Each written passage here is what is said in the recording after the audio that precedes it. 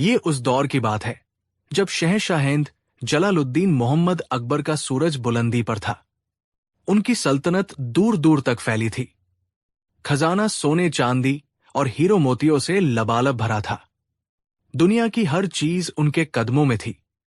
लेकिन बादशाह का मन बेचैन था। वो कुछ ऐसा करना चाहते थे जो आज तक किसी ने न किया हो, न सोचा हो। आगरा के शाही दरबार में, जहां चारों तरफ रेशमी पर्दे और कीमती कालीन बिछे थे, बादशाह अकबर अपने आलीशान सिंहासन पर बैठे एक गहरी सोच में डूबे थे। दरबारी उन्हें खुश करने के लिए उनकी तारीफों के पुल बांध रहे थे, पर बादशाह का ध्यान कहीं और था।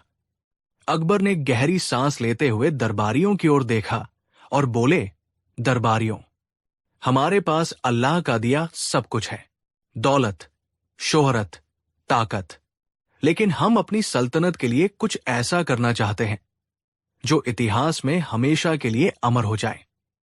हम चाहते हैं कि हमारी प्रजा इतनी खुशहाल हो जाए कि उन्हें कभी किसी चीज की कमी न रहे। एक चापलूस दरबारी, मुल्ला शमशेर, मक्खन लगाते हुए आगे आया और बोला, जहांपना, आपकी सोच आला है। आप तो इस दुनिया के लिए एक वरदान है। आपके राज में तो वैसे भी दूध और शहद की नदियां बहती है। अकबर ने मुस्कुराते हुए कहा, वो तो ठीक है शमशेर, लेकिन हम इससे भी आगे की सोच रहे हैं।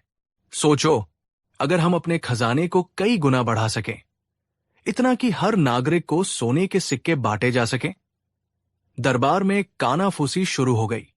एक दरबारी ने हिम्मत करके कहा, गुस्ताखी माफ जहांपनाह, पर खजाना तो पहले ही भरा हुआ है और बढ़ाने के लिए या तो नए राज्य जीतने होंगे या कर बढ़ाने होंगे। अकबर ने उसे हाथ उठाकर रोकते हुए कहा, नहीं, हम अपनी प्रजा पर कोई बोझ नहीं डालना चाहते। हम कुछ और सोच रहे हैं। हमने सुना है कि मेहनत से मिट्टी भी सोना उगलती है, तो क्यों न हम सीधे सोने की ही खेती करें।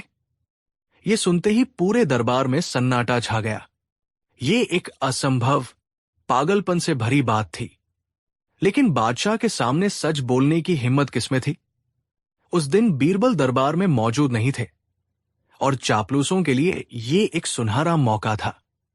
मुल्ला शमशेर ने तुरंत मौके का फायदा उठाते हुए कहा, वाह वाह जहांपनाह, क्या सोच है, अद्भुत, अविश्वसनीय। सोने की फसल, आपसे पहले ऐसा किसी ने नहीं सोचा होगा। ये तो केवल आप जैसा महान शासक ही सोच सकता है। यकीनन ये मुमकिन है। आपके लिए क्या नामुमकिन है। दूसरे दरबारी भी हां में हां मिलाने लगे। जी हुजूर, जरूर उगेगी सोने की फसल। आपके प्रताप से तो पत्थर में भी फूल खिल सकते हैं। ये तो महज सोने की खेती है। बादशाह अकबर अपनी तारीफ सुनकर खुश हो गए। उन्हें लगा कि उनका विचार सच में महान है। उन्होंने जोश में ऐलान कर दिया, तो फिर तय रहा, हम अपनी सल्तनत में सोने की खेती करेंगे। जाओ, पूरे राज्य में मुनादी करवा दो। इस काम के लिए सबसे उपजाऊ जमीन तलाशी जाए और तैयारियां शुरू की जाएं। जो भी इस काम में हमारी मदद करेगा, उसे मालामाल कर दिया जाएगा। पूरा दरबार शहंशाह अकबर की जय के नारों से गूंज उठा। अगले दिन जब बीरबल दरबार में पहुंचे, तो उन्हें हवा में एक अजीब सी सरगर्मी महसूस हुई। बादशाह बहुत खुश नजर आ रहे थे। बीरबल ने अदब से झुककर सलाम किया और पूछा, जहांपनाह, आज दरबार की रौनक कुछ और ही कह रही है। क्या कोई खास बात है। अकबर ने गर्व से कहा, हां बीरबल, तुम कल थे नहीं। तुमने बहुत कुछ खो दिया। हमने एक ऐसा फैसला लिया है जो मुगल सल्तनत का नाम इतिहास में सोने के अक्षरों से लिख देगा। सोने की फसल उगाने जा रहे हैं। बीरबल एक पल के लिए चौंके, लेकिन फिर अपने चेहरे पर मुस्कान ले आए। वो समझ गए कि ये चापलूस दरबारियों की करतूत है। उन्होंने शांत भाव से कहा, माशाअल्लाह, ये तो बहुत ही अनोखा विचार है जहांपनाह। यकीनन इससे हमारी प्रजा का बहुत भला होगा। बीरबल का सकारात्मक जवाब सुनकर मुल्ला शमशेर और उसके साथी हैरान रह गए। उन्हें लगा था कि बीरबल विरोध करेंगे और बादशाह की नजरों में गिर जाएंगे। मुल्ला ने तंज कसते हुए कहा, क्यों बीरबल, तुम्हें यकीन है कि ऐसा हो सकता है? बीरबल ने मुस्कुराते हुए जवाब दिया, मुल्ला जी, जब बादशाह ने फैसला कर लिया है तो इसमें शक की क्या गुंजाइश। मैं तो बस ये सोच रहा हूं कि इस महान काम को अंजाम कैसे दिया जाए। अकबर खुश होकर बोले, देखा, इसे कहते हैं वफादारी और अक्लमंदी। बीरबल, हमें तुमसे यही उम्मीद थी। बताओ, इस काम के लिए हमें क्या करना होगा? हमने 100 एकड़ जमीन भी चुन ली है। अब गेंद बीरबल के पाले में थी। उन्होंने एक ऐसी योजना बनाई जिसने सांप को भी मार दिया और लाठी भी नहीं टूटने दी। बीरबल ने हाथ जोड़कर कहा, जहां पनाह, सोने की फसल उगाना कोई मामूली काम नहीं है। ये एक दैवीय कार्य है, इसलिए इसकी विधि भी बहुत खास होगी। हमें कुछ शर्तों का पालन करना होगा। कैसी शर्तें? बताओ हमें, हम हर शर्त मानने को तैयार हैं। बादशाह ने उत्सुकता से पूछा। बीरबल ने गंभीर होकर कहा, पहली शर्त, जहांपनाह, हमें इस खेती के लिए बीज चाहिए होंगे, और क्योंकि फसल सोने की है तो बीज भी खालिस सोने के ही होने चाहिए। शाही खजाने से लगभग 1000 सोने की मोहरें पिघलाकर छोटे छोटे बीजों का आकार देना होगा। अकबर ने तुरंत हामी भर दी। दूसरी शर्त, बीरबल बोले, इस खेत को जोतने और तैयार करने का काम सल्तनत के सबसे मेहनती और ईमानदार किसान करेंगे। बादशाह ने यह भी मंजूर कर लिया। फिर बीरबल थोड़ा रुककर एक रहस्यमयी अंदाज में बोले, और जहांपनाह, तीसरी और सबसे जरूरी शर्त, इन सोने के बीजों को खेत में बोने का काम कोई ऐसा व्यक्ति करेगा जिसने अपने पूरे जीवन में कभी कोई चोरी न की हो, कभी झूठ न बोला हो, और न ही कभी किसी का हथ मारा हो।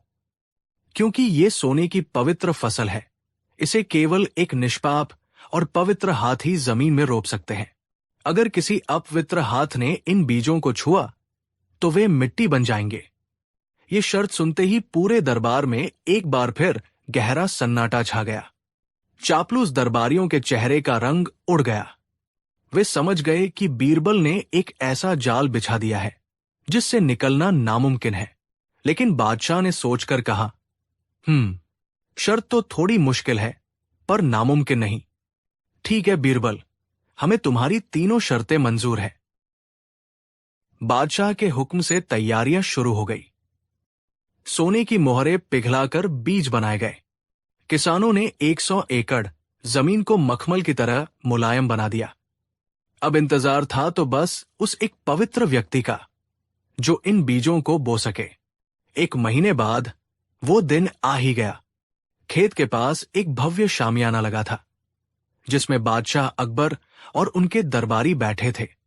हजारों लोगों की भीड़ उस ऐतिहासिक पल को देखने जमा थी।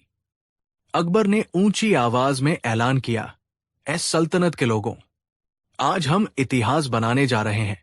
बीरबल, अब आगे की कार्यवाही शुरू की जाए।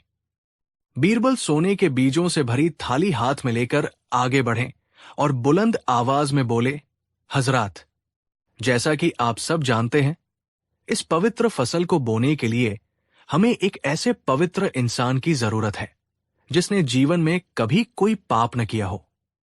क्या आप सब में से कोई ऐसा है जो आगे आकर इस महान कार्य को संपन्न कर सके? पूरी भीड़ में खामोशी छा गई। किसी की आगे आने की हिम्मत नहीं हुई।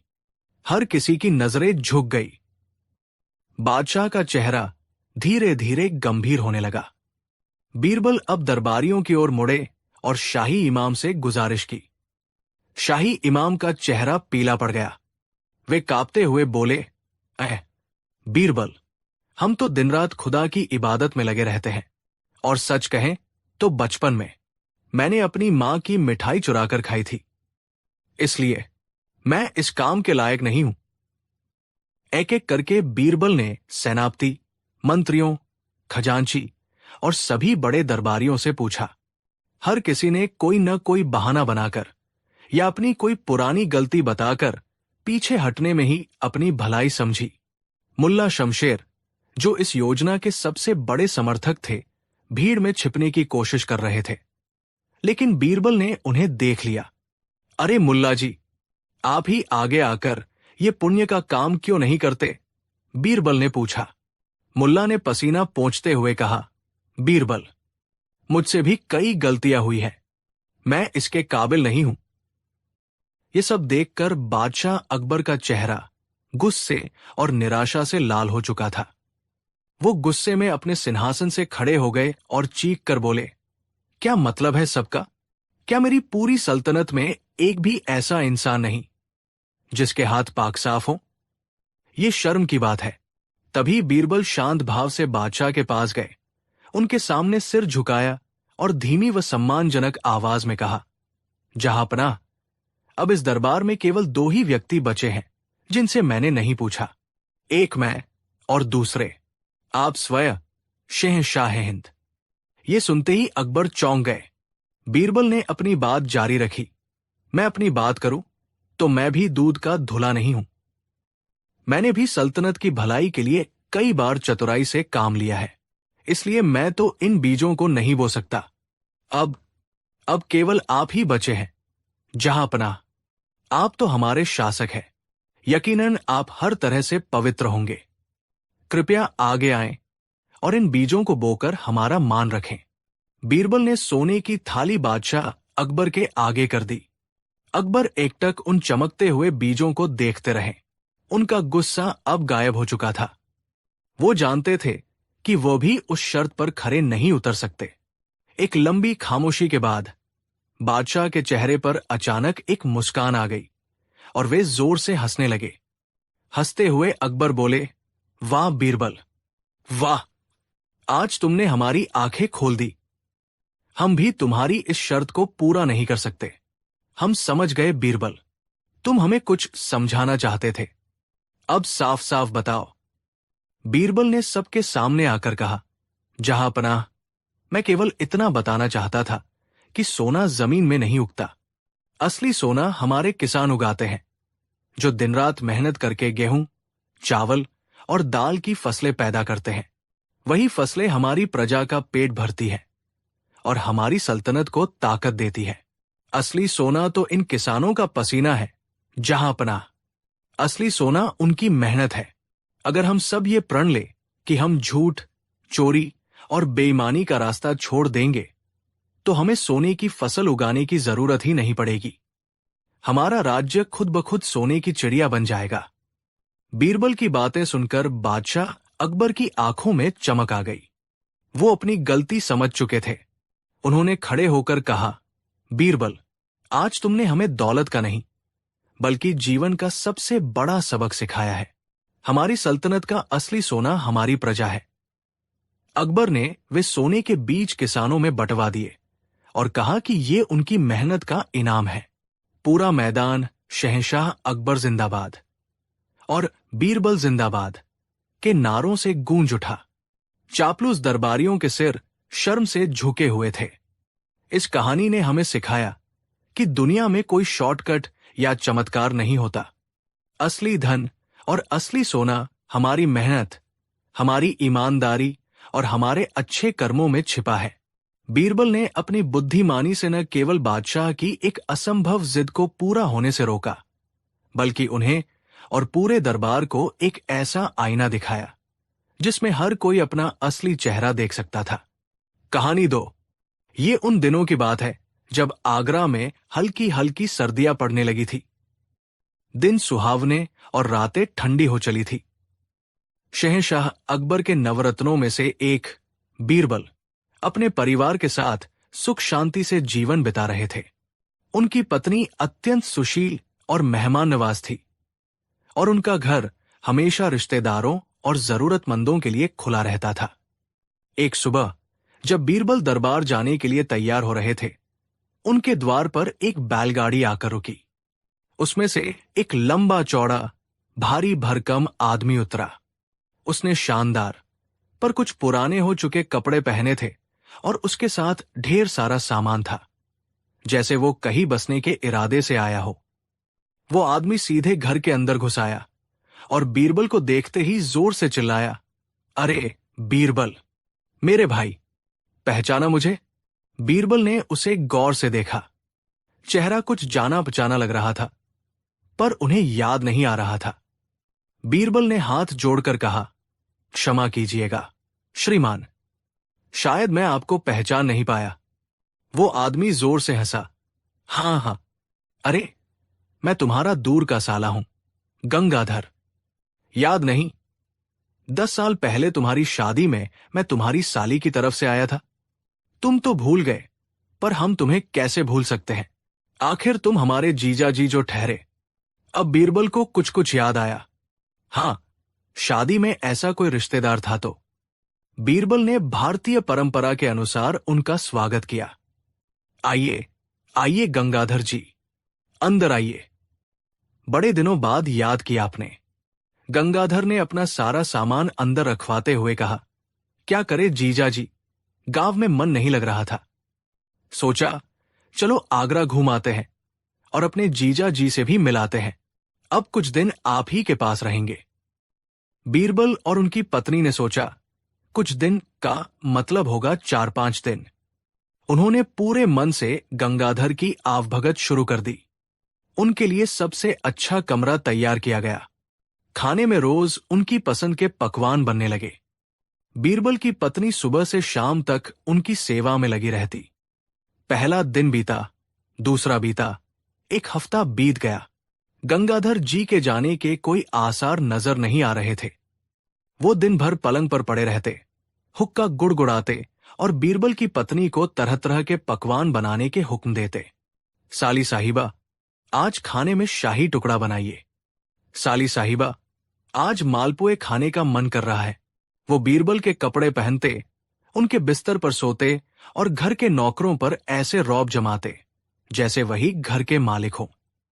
बीरबल जब शाम को दरबार से थकहार कर लौटते तो गंगाधर उन्हें पकड़कर बैठ जाते और देर रात तक गांव के ऊल जलूल किस्से सुनाते रहते। 2 हफ्ते बीत गए। अब बीरबल और उनकी पत्नी को चिंता होने लगी। घर का सारा बजट गड़बड़ा गया था। बीरबल की पत्नी की सेहत खराब रहने लगी थी, लेकिन गंगाधर थे कि टस से मस नहीं हो रहे थे। उनका बस एक ही जवाब होता, अरे अभी तो आए हैं, इतनी जल्दी क्या है जाने की? अपनों के बीच तो स्वर्ग जैसा लगता है। बीरबल अब समझ गए थे कि वो एक मुफ्तखोर और ढीठ मेहमान के चंगुल में फंस चुके हैं। सीधे सीधे कुछ कह नहीं सकते थे, क्योंकि इससे रिश्तेदारी खराब होने का डर था। अब उन्हें इस मेहमान से छुटकारा पाने के लिए अपनी बुद्धि का ही सहारा लेना था। बीरबल ने इशारों में बात करनी शुरू की। एक दिन उन्होंने खाने की मेज पर कहा, गंगाधर जी, आगरा की हवा पानी ज्यादा दिन रास नहीं आती। गांव का शुद्ध वातावरण ही सेहत के लिए अच्छा होता है। गंगाधर ने डकार लेते हुए जवाब दिया, अरे जीजा जी, आप फिक्र न करें। आपके घर का घी दूध खाकर तो हमारी सेहत और भी अच्छी हो गई है। यहाँ की हवा हमें खूब माफिक आ रही है। बीरबल का पहला तीर खाली गया। अगले दिन बीरबल ने अपनी पत्नी से कहा, सुनो जी, कल जरा कम खाना बनाना। कल से हम दोनों एक व्रत का उपवास रखेंगे। सेहत के लिए अच्छा होता है। उन्हें लगा कि शायद खाने की कमी देखकर गंगाधर खुद ही चले जाएं। अगले दिन जब दोपहर में खाना लगा तो थाली में सिर्फ 2 रोटियां और थोड़ी सी सब्जी थी। गंगाधर ने थाली देखी और बीरबल की पत्नी से बोले, साली साहिबा, ये क्या मजाक है? इतने से में तो हमारा पेट भी नहीं भरेगा। लाइए, हमारे लिए 10-12 रोटियां और सेक दीजिए और कटोरी भरकर घी भी ले आइए। उपवास आप लोग कीजिए, हम तो मेहमान हैं, हम भूखे कैसे रह सकते हैं? बीरबल का दूसरा तीर भी बेकार गया। अब बीरबल की पत्नी का सब्र जवाब दे गया। उन्होंने बीरबल से कहा, अब मुझसे और सेवा नहीं होती। आप कुछ भी कीजिए, इस आदमी को घर से निकालिए, वरना मैं अपनी मां के घर चली जाऊंगी। बीरबल अब बड़ी दुविधा में पड़ गए। एक तरफ मेहमान, दूसरी तरफ पत्नी। अब उन्हें कोई बड़ा और मजबूत जाल बिछाना था। उन्होंने अपनी योजना बनाई। उस रात जब गंगाधर खर्राटे भर रहे थे, बीरबल चुपके से उनके कमरे में गए और उनके सारे सामान की गठरी बांध दी। फिर उन्होंने घर के बाहर खड़े अपने एक भरोसेमंद नौकर को वो गठरी सौंप दी और उसे कुछ समझाया। अगली सुबह जब सब लोग जागे तो बीरबल और उनकी पत्नी ने जोर जोर से रोना पीटना शुरू कर दिया। हाय, हम लुट गए, बर्बाद हो गए, घर में चोर आ गए। उनकी आवाज सुनकर गंगाधर हड़बड़ाकर अपने कमरे से बाहर निकले। क्या हुआ जीजा जी? क्या हुआ साली साहिबा? इतना शोर क्यों मचा रहे हो? बीरबल ने रोते हुए कहा, गंगाधर जी, गजब हो गया। रात में चोर आए और घर का सारा कीमती सामान उठाकर ले गए।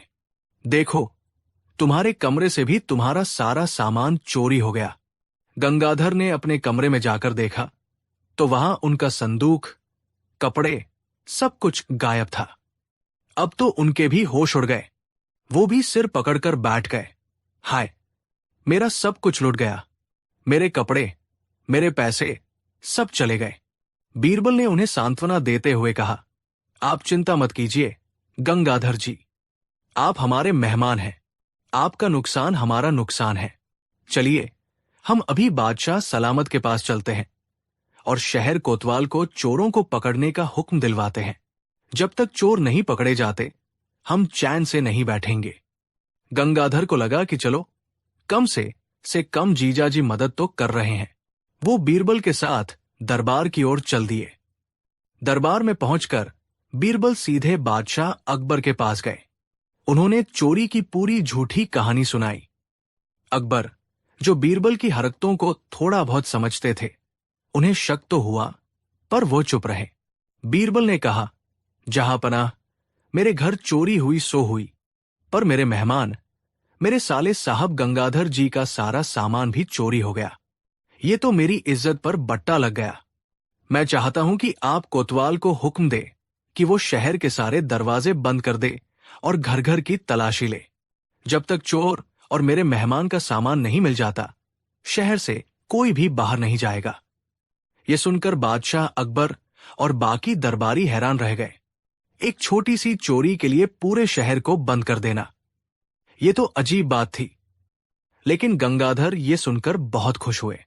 उन्हें लगा कि उनके जीजा जी कितने पहुंच वाले आदमी हैं, जो उनके लिए पूरे शहर को बंद करवा रहे हैं। बादशाह ने बीरबल की बात मान ली और कोतवाल को हुक्म दे दिया। शहर के सारे नाके बंद कर दिए गए। हर आने जाने वाले की तलाशी होने लगी। बीरबल गंगाधर को लेकर खुद भी कोतवाल के साथ तलाशी अभियान में शामिल हो गए। दोपहर हो गई, शाम हो गई, पर चोर का कोई पता नहीं चला। गंगाधर अब थककर चूर हो गए थे। उन्हें भूख भी लग रही थी। बीरबल ने कहा, गंगाधर जी, आप चिंता न करें। जब तक आपका सामान नहीं मिलता, हम न खुद खाएंगे, न आपको खाने देंगे। मेहमान का सामान चोरी हो जाए और मेजबान खाना खाए, ये तो पाप है। अब गंगाधर की हालत खराब होने लगी। एक तरफ सामान जाने का दुख, दूसरी तरफ भूख और थकान। वो मन ही मन सोचने लगे, कहाँ मैं आराम से जीजा जी के घर में शाही पकवान खा रहा था और कहाँ इस चोरी के चक्कर में भूखे प्यासे सड़कों पर भटक रहा हूं। इससे अच्छा तो मैं अपने गांव में ही था। रात हो गई। बीरबल उन्हें लेकर एक चौकी पर बैठ गए। उन्होंने कोतवाल से कहा, कोतवाल साहब, हमें लगता है चोर शहर से भागने की फिराक में होगा। हमें रात भर यही पहरा देना होगा। ये सुनकर गंगाधर के रहस्य होश भी उड़ गए। रात भर इस ठंड में भूखे प्यासे पहरा देना। उन्होंने बीरबल से कहा, जीजा जी, अब छोड़िए भी, जो गया सो गया। चलिए घर चलकर कुछ खाते हैं और आराम करते हैं। बीरबल ने बड़ी गंभीरता से कहा, नहीं गंगाधर जी, ये मेरी इज्जत का सवाल है। जब तक आपका एक एक तिनका वापस नहीं मिल जाता, मैं आराम नहीं करूंगा। हम यही बैठेंगे। आधी रात होते होते गंगाधर का सब्र जवाब दे गया। उन्हें अपना गांव, अपना घर और रूखी सूखी रोटी भी शाही पकवान लगने लगी। उन्होंने हाथ जोड़कर बीरबल से कहा, जीजा जी, मुझसे बड़ी भूल हो गई जो मैं यहां आया। मुझे मेरा सामान नहीं चाहिए। मुझे बस मेरे गांव वापस जाने दीजिए। अब मैं यहां एक पल भी नहीं रुक सकता। बीरबल ने आश्चर्य का नाटक करते हुए कहा, अरे ऐसे कैसे? आप हमारे मेहमान हैं। हम आपको ऐसे कैसे जाने दे सकते हैं? गंगाधर लगभग रोते हुए बोले, मैं हाथ जोड़ता हूं, जीजा जी, मुझे जाने दीजिए। ये शहर मेरे लिए नहीं है, मुझे मेरे गांव भेज दीजिए। मैं आपका ये एहसान जिंदगी भर नहीं भूलूंगा। बीरबल ने मन ही मन मुस्कुराते हुए कहा, ठीक है, अगर आपकी यही इच्छा है तो। पर आप जाएंगे कैसे? आपके पास तो कपड़े भी नहीं हैं। ये कहकर बीरबल ने अपने नौकर को इशारा किया, जो पास ही में छिपा हुआ था। नौकर गंगाधर के सामान की गठरी लेकर आया। बीरबल ने कहा, लगता है चोर डर के मारे सामान यहीं फेंककर भाग गया। लीजिए गंगाधर जी, आपका सामान मिल गया। ईश्वर की बड़ी कृपा है। गंगाधर ने अपना सामान देखा तो उनकी जान में जान आई। उन्होंने झटपट गठरी उठाई और बोले, जीजा जी, अब मुझे आज्ञा दीजिए। सुबह होने से पहले मैं शहर छोड़ देना चाहता हूं। बीरबल ने उन्हें शहर के बाहर तक छोड़ने के लिए एक बैलगाड़ी का इंतजाम कर दिया। गंगाधर बैलगाड़ी में ऐसे बैठे जैसे किसी जेल से रिहा होकर भाग रहे हों। जब गंगाधर आंखों से ओझल हो गए तो बीरबल ने एक गहरी सांस ली और मुस्कुराते हुए अपने घर की ओर चल दिए। अगले दिन दरबार में अकबर ने बीरबल से पूछा, क्यों बीरबल, चोर पकड़ा गया? बीरबल ने मुस्कुराकर जवाब दिया, जी जहांपनाह, चोर बिना सजा के ही शहर छोड़कर भाग गया और उम्मीद है कि अब वो दोबारा कभी इस शहर का रुख नहीं करेगा। दरबार में मौजूद सभी लोग जो इस किस्से को जानते थे, जोर जोर से हंस पड़े। बीरबल ने एक बार फिर अपनी बुद्धि से यह साबित कर दिया था कि हर समस्या का हल लड़ाई या अपमान में नहीं, बल्कि चतुराई और समझदारी में छिपा होता है। कहानी 3। आज हम आपको ले चलेंगे शहंशाह अकबर के उस शानदार दौर में, जहां कला और कलाकारों की बहुत कद्र थी। लेकिन वही एक कहानी ने जन्म लिया जिसने साबित कर दिया कि हुनर कितना भी बड़ा क्यों न हो, अगर उसमें ईमानदारी न हो तो वो मिट्टी के मोल है।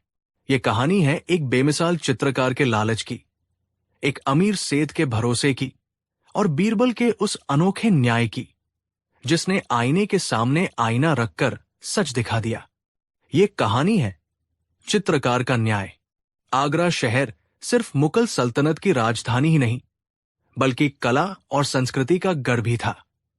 और उस गढ़ का सबसे चमकता सितारा था उस्ताद मंसूर, एक ऐसा चित्रकार जिसके हाथों में जादू था। कहते थे कि मंसूर जब किसी की तस्वीर बनाता तो वो बोल पड़ती थी। उसका हुनर बेमिसाल था, लेकिन उसका घमंड और लालच उससे भी कहीं ज्यादा बड़ा था। एक दिन आगरा के एक बहुत ही अमीर और नेक दिल सेठ, जिनका नाम धर्मपाल था, उस्ताद मंसूर की चित्रशाला में पहुंचे। सेठ धर्मपाल कला के बड़े शौकीन थे और चाहते थे कि उनकी एक यादगार तस्वीर बने। चित्रशाला के अंदर का नजारा अद्भुत था। दीवारें बेमिसाल चित्रों से सजी थी। सेठ धर्मपाल ने अदब से हाथ जोड़कर कहा, उस्ताद मंसूर, आदाब। हमने आपके हुनर की बहुत तारीफें सुनी हैं। मैं चाहता हूं कि आप मेरी एक तस्वीर बनाएं। एक ऐसी तस्वीर जो हूबहू मेरे जैसी दिखे, बिल्कुल जीवंत। मंसूर ने अपनी तूलिका नीचे रखी और घमंड भरी नजरों से सेठ को देखा। उसकी मुस्कान में चालाकी थी। उसने कहा, तस्वीर तो बन जाएगी सेठ जी, लेकिन मंसूर की कला सस्ती नहीं है। इस तस्वीर को बनाने की कीमत होगी 1000 सोने की मोहरें। ये एक बहुत बड़ी रकम थी, लेकिन सेठ धर्मपाल कला का सम्मान करते थे। उन्होंने कहा, उस्ताद, हमें आपकी कीमत मंजूर है, बस हमारी एक ही शर्त है, तस्वीर एकदम असली लगनी चाहिए। मंसूर ने हंसते हुए कहा, आप बेफिक्र रहें सेठ जी, जब तस्वीर तैयार होगी तो आप खुद को और तस्वीर में फर्क नहीं कर पाएंगे। सौदा तय हो गया। अगले कई हफ्तों तक सेठ धर्मपाल रोज चित्रशाला में जाकर घंटों एक ही मुद्रा में बैठे रहते। मंसूर पूरी लगन से काम करता रहा और धीरे धीरे कैनवास पर सेठ धर्मपाल का अक्स उभरने लगा। आखिरकार वो दिन आ ही गया जब तस्वीर पूरी हुई। सेठ धर्मपाल के दिल में एक अजीब सी बेचैनी और उत्साह था। उस्ताद मंसूर ने गर्व से कहा, तो सेठ जी, तैयार हो जाइए अपनी जिंदगी की सबसे बेहतरीन कलाकृति देखने के लिए। ये कहकर मंसूर ने एक झटके में पर्दा हटा दिया। सामने जो नजारा था उसे देखकर सेठ धर्मपाल की आंखें खुली की खुली रह गई। वो महज एक तस्वीर नहीं थी, वो तो सेठ धर्मपाल का प्रतिबिंब था। आंखों में वही नम्रता, चेहरे पर वही तेज, पगड़ी की एक एक सिलवट, सब कुछ इतना असली था कि मानो सेठ खुद कैनवास से बाहर निकल कर आ जाएंगे। सेठ धर्मपाल भावुक होकर बोले, उस्ताद, आपने तो कमाल कर दिया। ये तस्वीर नहीं, ये तो मैं स्वयं हूं। उन्होंने तुरंत अपने सेवक को 1000 सोने की मोहरों से भरी थैली लाने का इशारा किया और उसे मंसूर को देते हुए कहा, ये लीजिए उस्ताद, आपका मेहनताना। लेकिन उस्ताद मंसूर ने थैली नहीं ली। उसके चेहरे पर एक कुटिल मुस्कान आ गई। उसने कहा, ठहरिए सेठ जी, इतनी भी क्या जल्दी है? ये 1000 मोहरें तो सिर्फ इस तस्वीर को बनाने की मजदूरी है। सेठ धर्मपाल हैरानी से बोले, मैं समझा नहीं, हमारा सौदा तो 1000 मोहरों में ही तय हुआ था। मंसूर अब अपनी असली रंगत दिखाते हुए बोला, सौदा तस्वीर बनाने का हुआ था। सेठ जी, तस्वीर आपको देने का नहीं, ये तस्वीर मेरी कला है, मेरी संपत्ति है। अगर आप इस कलाकृति को अपने साथ ले जाना चाहते हैं तो आपको इसकी असली कीमत चुकानी होगी। सेठ धर्मपाल ने स्तब्ध होकर पूछा, असली कीमत? वो क्या है? मंसूर ने अहंकार से कहा, इस तस्वीर की असली कीमत है 10,000 सोने की मोहरें। ये सुनते ही सेठ धर्मपाल के पैरों तले जमीन खिसक गई। ये तो सरासर धोखा था। उन्होंने गुस्से और दुख के साथ कहा, ये तो धोखा है, आपने हमारे साथ छल किया है। मंसूर बेपरवाही से हंसा, इसे धोखा नहीं, व्यापार कहते हैं सेठ जी। बेचारे सेठ धर्मपाल ने बहुत मिन्नतें की, लेकिन लालची मंसूर टस से मस नहीं हुआ। हारकर दुखी मन से सेठ धर्मपाल ने न्याय के लिए बादशाह अकबर के दरबार का दरवाजा खटखटाने का फैसला किया। अगले दिन अकबर का दरबार लगा। सेठ धर्मपाल ने रो रो कर अपनी पूरी आपबीती सुनाई। दूसरी तरफ उस्ताद मंसूर बड़े आत्मविश्वास के साथ खड़ा था। बादशाह ने उससे पूछा, उस्ताद, क्या यह सच है? मंसूर ने झुककर आदाब किया और कहा, जहां पनाह, यह सच है कि मैंने 1000 मोहरों में इनकी तस्वीर बनाने का वादा किया था और मैंने वो वादा निभाया। लेकिन मैंने ये तस्वीर इन्हें सौंपने का वादा कभी नहीं किया था। ये मेरी कला है और मैं अपनी कला का जो चाहे वो दाम मांग सकता हूं। बादशाह अकबर कला के बहुत बड़े पारखी थे। तस्वीर की सुंदरता देखकर वो मंत्रमुग्ध हो गए। उन्हें मंसूर की दलील में वजन नजर आने लगा। मामला उलझता जा रहा था। तभी दरबार के कोने में शांत खड़े बीरबल मुस्कुराए। उन्होंने आगे आकर कहा, गुस्ताखी माफ जहांपनाह, पर फैसला सुनाने से पहले क्या मैं कुछ अर्ज कर सकता हूं? मुझे इस मामले को समझने और सही न्याय करने के लिए 1 दिन का समय चाहिए। अकबर ने बीरबल की बात मान ली। उस्ताद मंसूर मन ही मन हंसा। उसे लगा कि बीरबल भी क्या कर लेगा। अगले दिन दरबार फिर से लगा। सबकी नजरें बीरबल पर टिकी थी। बीरबल के साथ 2 सेवक थे जिन्होंने एक बड़ी सी चीज को कपड़े से ढक रखा था। बीरबल ने मंसूर से कहा, उस्ताद मंसूर, रात भर सोचने के बाद मैं इस नतीजे पर पहुंचा हूं कि आप सही हैं। आपकी कला वाकई अनमोल है। यह सुनकर मंसूर का चेहरा गर्व से खिल उठा। बीरबल ने आगे कहा, न्याय का तकाजा यही कहता है कि जैसा काम वैसा ही दाम।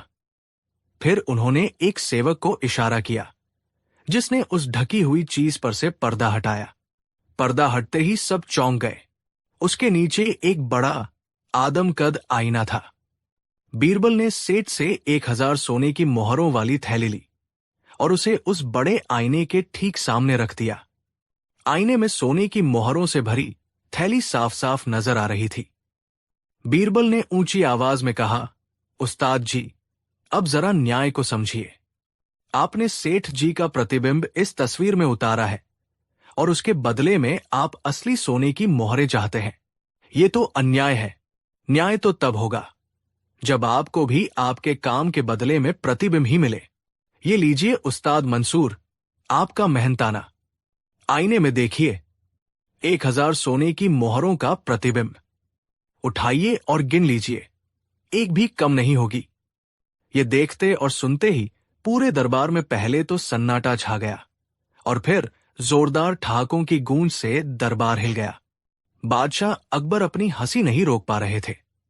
बीरबल ने लालची चित्रकार के ही तर्क को उसी के खिलाफ इस्तेमाल कर दिया था।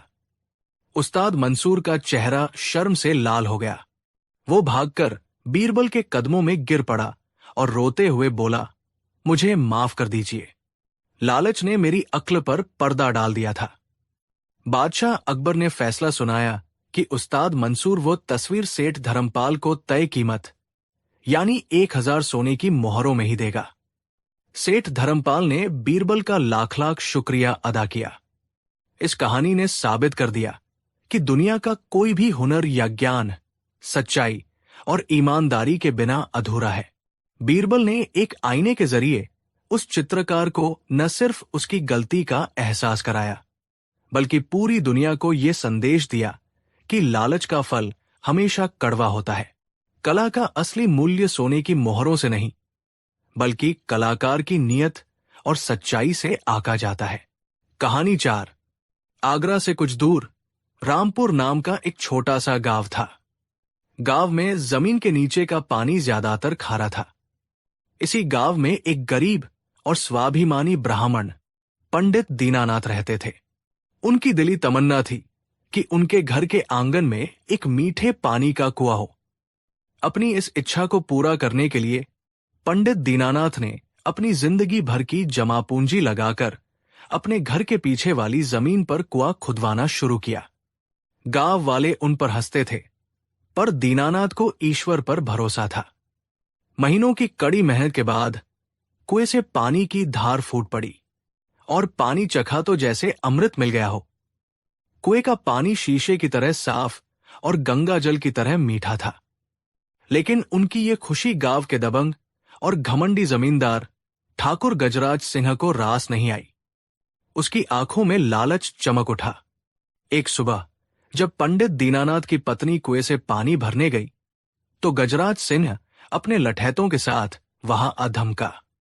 उसने अकड़कर कहा, ए पंडिताइन, ये कुआं अब हमारा है। आज के बाद इस कुएं से कोई पानी नहीं भरेगा। पंडिताइन ने घबराकर कहा कि ये कुआं तो उनका है, पर गजराज सिंह ने अट्टहास करते हुए कहा, पगली, इस पूरे गांव की जमीन हमारी है, इसलिए तुम्हारी हर चीज हमारी हुई। दफा हो जाओ यहां से। पंडित दीनानाथ को जब ये पता चला तो उनका खून खौल उठा। वो भागे भागे कुएं पर पहुंचे और ठाकुर से अन्याय न करने की विनती की। पर गजराज सिंह ने मूंछों पर ताव देते हुए कहा, अरे ब्राह्मण, हम तो अपना हच ले रहे हैं। हिम्मत है तो साबित करके दिखा कि ये जमीन तेरी है। ठाकुर के लठैतों ने पंडित दीनानाथ को धक्का देकर वहां से भगा दिया। बेचारे दीनानाथ अपमान और असहायता के बोझ तले दब गए। गांव में कोई भी ठाकुर के डर से उनकी मदद करने को तैयार नहीं था।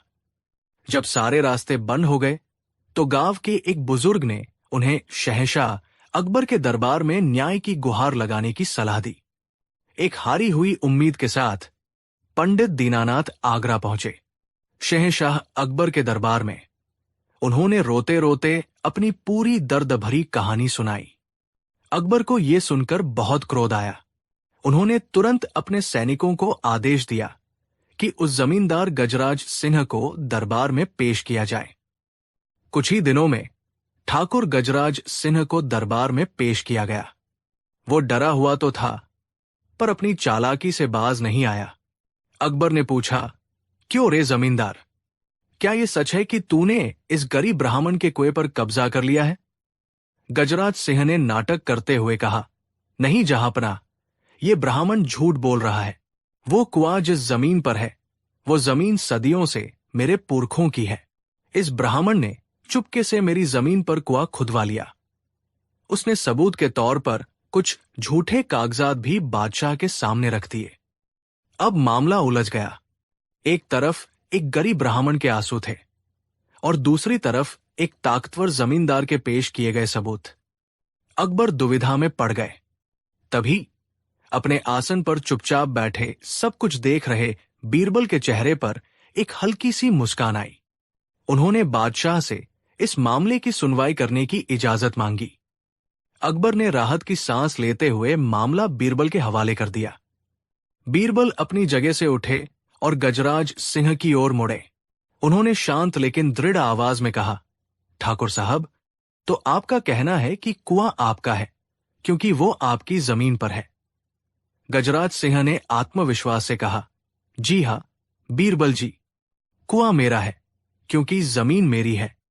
बीरबल ने सिर हिलाते हुए कहा, बहुत खूब। चलिए एक पल के लिए हम आपकी बात मान लेते हैं, कुआं आपका है। यह सुनकर गजराज सिंह की छाती गर्व से चौड़ी हो गई। उसे लगा कि वो केस जीत गया है, लेकिन असली खेल तो अब शुरू होना था। बीरबल ने अचानक गंभीर होकर कहा, ठीक है ठाकुर साहब, कुआं आपका है, ये हमने मान लिया, लेकिन उस कुएं में जो पानी है वो तो इस पंडित दीनानाथ का है। इसने अपनी मेहनत और पैसे से उस पानी को जमीन से निकाला है। गजराज सिंह हैरानी से बोला, ये आप क्या कह रहे हैं? जब कुआं मेरा है तो पानी भी मेरा हुआ। बीरबल ने मुस्कुराते हुए कहा, नहीं ठाकुर साहब, ऐसे कैसे? आप ही बताइए, क्या कोई किसी के घर में बिना किराया दिए रह सकता है? गजराज सिंह ने उलझन में कहा, नहीं, बिल्कुल नहीं। बीरबल ने उसी मुस्कान के साथ कहा, तो फिर इस पंडित का पानी आपके कुएं में मुफ्त में कैसे रह रहा है? यह तो सरासर अन्याय है। आपको तो इसका किराया चुकाना चाहिए। यह सुनते ही पूरे दरबार में सन्नाटा छा गया। गजराज सिंह का मुंह खुला का खुला रह गया। बीरबल ने अपनी बात आगे बढ़ाई, तो ठाकुर साहब, अब आपके सामने दो रास्ते हैं। पहला, या तो आप आज ही इसी वक्त इस ब्राह्मण के सारे पानी का किराया सोने की मोहरों में चुकाएं जो आपके कुएं में जमा है, और दूसरा रास्ता, अगर आप किराया नहीं देना चाहते तो फौरन इस ब्राह्मण का सारा पानी अपने कुएं से बाहर निकाल दीजिए और उसे खाली कर दीजिए। अपने कुएं में आप किसी और का पानी मुफ्त में इस्तेमाल नहीं कर सकते। बीरबल का यह तर्क सुनकर गजराज सिंह के पैरों तले जमीन खिसक गई। वो समझ गया कि वो बुरी तरह फंस चुका है। न तो वो किराया दे सकता था और न ही कुआं खाली कर सकता था। उसकी सारी चालाकी धरी की धरी रह गई। वो कांपता हुआ बादशाह अकबर के कदमों में गिर पड़ा और रोते हुए बोला, मुझे माफ कर दीजिए जहांपना, मुझसे बहुत बड़ी गलती हो गई। ये कुआं और ये जमीन दोनों ही इसी ब्राह्मण के हैं। मैंने लालच में आकर इस पर कब्जा कर लिया था। सच्चाई सामने आ चुकी थी। दरबार में मौजूद हर व्यक्ति बीरबल की बुद्धिमानी की प्रशंसा कर रहा था। बादशाह अकबर ने गजराज सिंह को सजा सुनाते हुए कहा, तुम्हारे इस अपराध के लिए तुम्हें पंडित दीनानाथ को हर्जाने के तौर पर 5,000 सोने की मोहरें देनी होंगी। अकबर ने पंडित दीनानाथ को सम्मान के साथ उनकी जमीन और कुएं के मालिकाना हद के शाही दस्तावेज भी प्रदान किए। इस कहानी ने हमें सिखाया कि अधिकार और सत्य को थोड़ी देर के लिए दबाया तो जा सकता है, लेकिन हराया नहीं जा सकता। बीरबल ने अपनी अनोखी बुद्धि का प्रयोग करके ये साबित कर दिया कि न्याय करने के लिए हमेशा तलवार की नहीं, बल्कि तेज दिमाग की जरूरत होती है। उन्होंने न सिर्फ एक गरीब को उसका हक दिलाया, बल्कि एक अहंकारी जमींदार को ऐसा सबक सिखाया जिसे वो जिंदगी भर नहीं भूल सका। कहानी 5। ये कहानी है एक ऐसे ढोंगी बाबा की जिसने अपने चमत्कारों के जाल में पूरे आगरा को फंसा लिया था। ये कहानी है लोगों की अंधी आस्था की और बीरबल की उस बेमिसाल चतुराई की, जिसने विज्ञान और तर्क की रोशनी से अंधविश्वास के सबसे घने अंधेरे का पर्दाफाश कर दिया। ये कहानी है अंधविश्वास का पर्दाफाश की। उन दिनों आगरा में एक साधु का आगमन हुआ। नाम था उसका बाबा काल भैरव। वो यमुना के किनारे एक विशाल वटवृक्ष के नीचे अपना डेरा जमाए हुए था।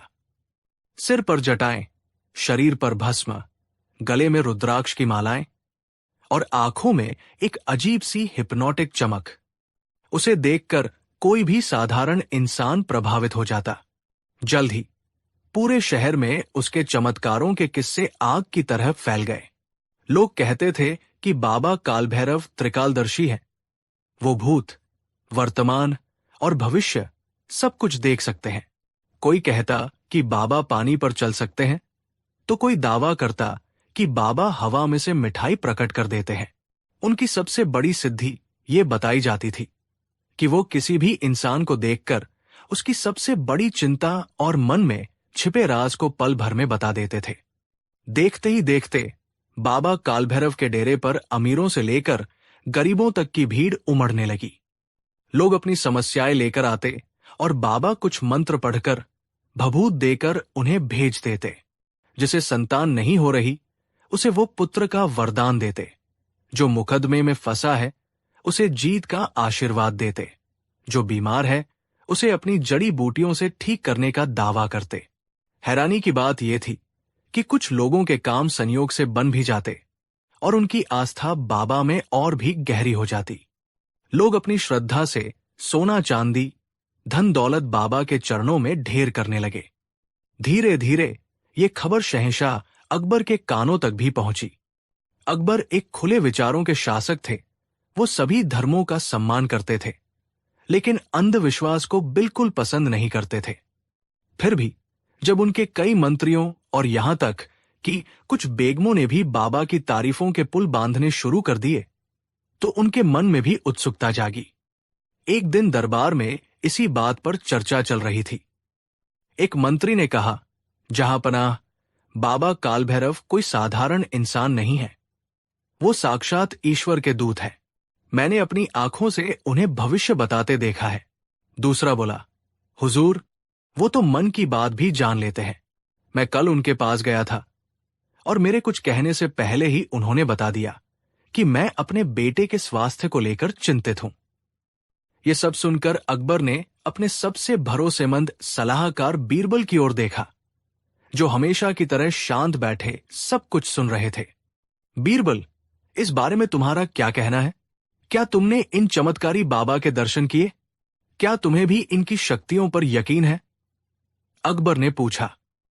बीरबल अपनी जगह से उठे और अदब से बोले, जहांपनाह, मैंने बाबा के बारे में सुना बहुत है, लेकिन देखा कुछ नहीं।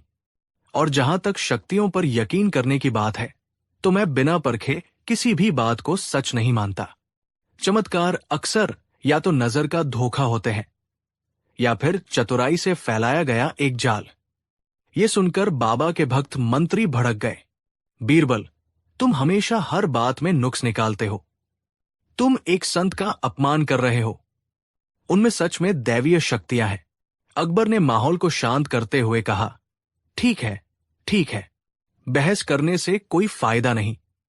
इसका फैसला तो बाबा से मिलकर ही होगा।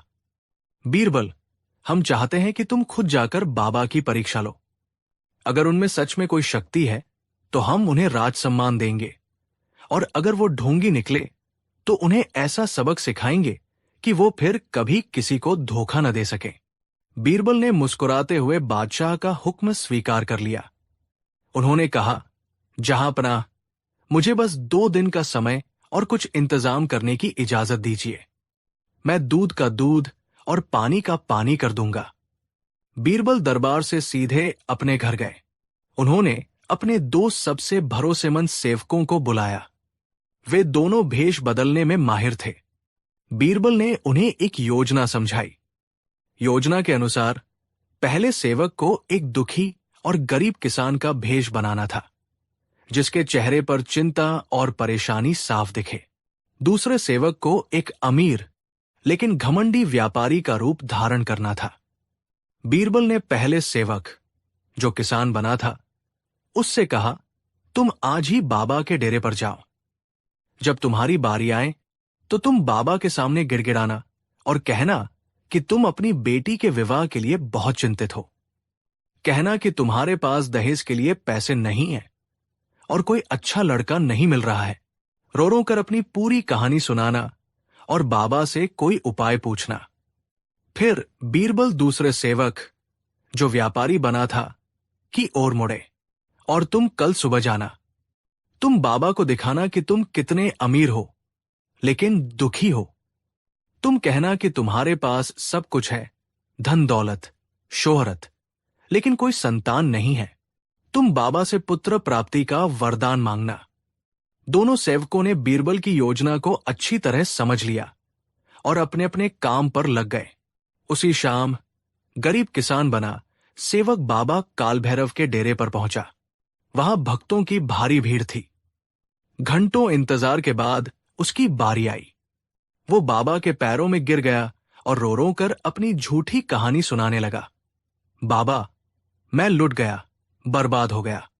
मेरी बेटी सयानी हो गई है, पर मेरे पास उसके हाथ पीले करने के लिए एक फूटी कौड़ी नहीं है। आप तो अंतर्यामी हैं। बाबा, कोई रास्ता दिखाइए। मेरी बेटी की जिंदगी संवार दीजिए। बाबा ने आंखें बंद करके कुछ देर ढोंग किया, फिर आंखें खोलकर बोले, उठो वत्स, तुम्हारी चिंता हम समझ गए हैं। तुम्हारी भक्ति में शक्ति है।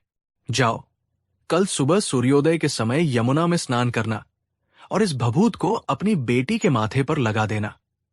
1 महीने के अंदर तुम्हारी बेटी के लिए किसी राजकुमार जैसा रिश्ता आएगा। किसान बना सेवक बाबा को धन्यवाद देता हुआ वहां से चला गया। अगले दिन योजना के अनुसार अमीर व्यापारी बना दूसरा सेवक बाबा के डेरे पर पहुंचा। उसने कीमती वस्त्र पहने थे और उसके हाथ में सोने के कंगन थे। वो बाबा के सामने हाथ जोड़कर खड़ा हो गया और उदास स्वर में बोला, गुरुदेव, आपके पास सब कुछ देने की शक्ति है। मेरे पास दुनिया की हर दौलत है, पर मेरी गोद सूनी है। मुझे एक पुत्र का वरदान दीजिए। मैं अपना सारा खजाना आपके चरणों में लुटा दूंगा। बाबा ने फिर वही नाटक किया। आंखें बंद की, कुछ मंत्र बुदबुदाए और फिर बोले, सेठ जी, आपकी पीड़ा हम जानते हैं। आपकी पत्नी के गर्भ में दोष है। ये ताबीज ले जाओ और इसे अपनी पत्नी के गले में पहना देना। अगले साल इसी दिन तुम्हारे घर में चिराग जलेगा। व्यापारी बना सेवक भी बाबा का आशीर्वाद लेकर और सोने की कुछ मोहरें चढ़ाकर वहां से लौट आया। अब बीरबल की योजना का तीसरा और अंतिम चरण बाकी था। अगले दिन बीरबल स्वयं एक साधारण नागरिक का भेष बदलकर, मुंह पर कपड़ा लपेटकर बाबा कालभैरव के डेरे पर पहुंचे। उन्होंने जानबूझकर ऐसा समय चुना जब भीड़ सबसे ज्यादा थी। वो लाइन में खड़े होकर अपनी बारी का इंतजार करने लगे। जब वो बाबा के सामने पहुंचे तो वो न तो उनके पैरों में गिरे, न ही उन्होंने कोई सवाल पूछा। वो बस हाथ जोड़कर चुपचाप खड़े रहे। बाबा ने उन्हें ऊपर से नीचे तक देखा। वो समझ नहीं पा रहे थे कि ये आदमी चाहता क्या है।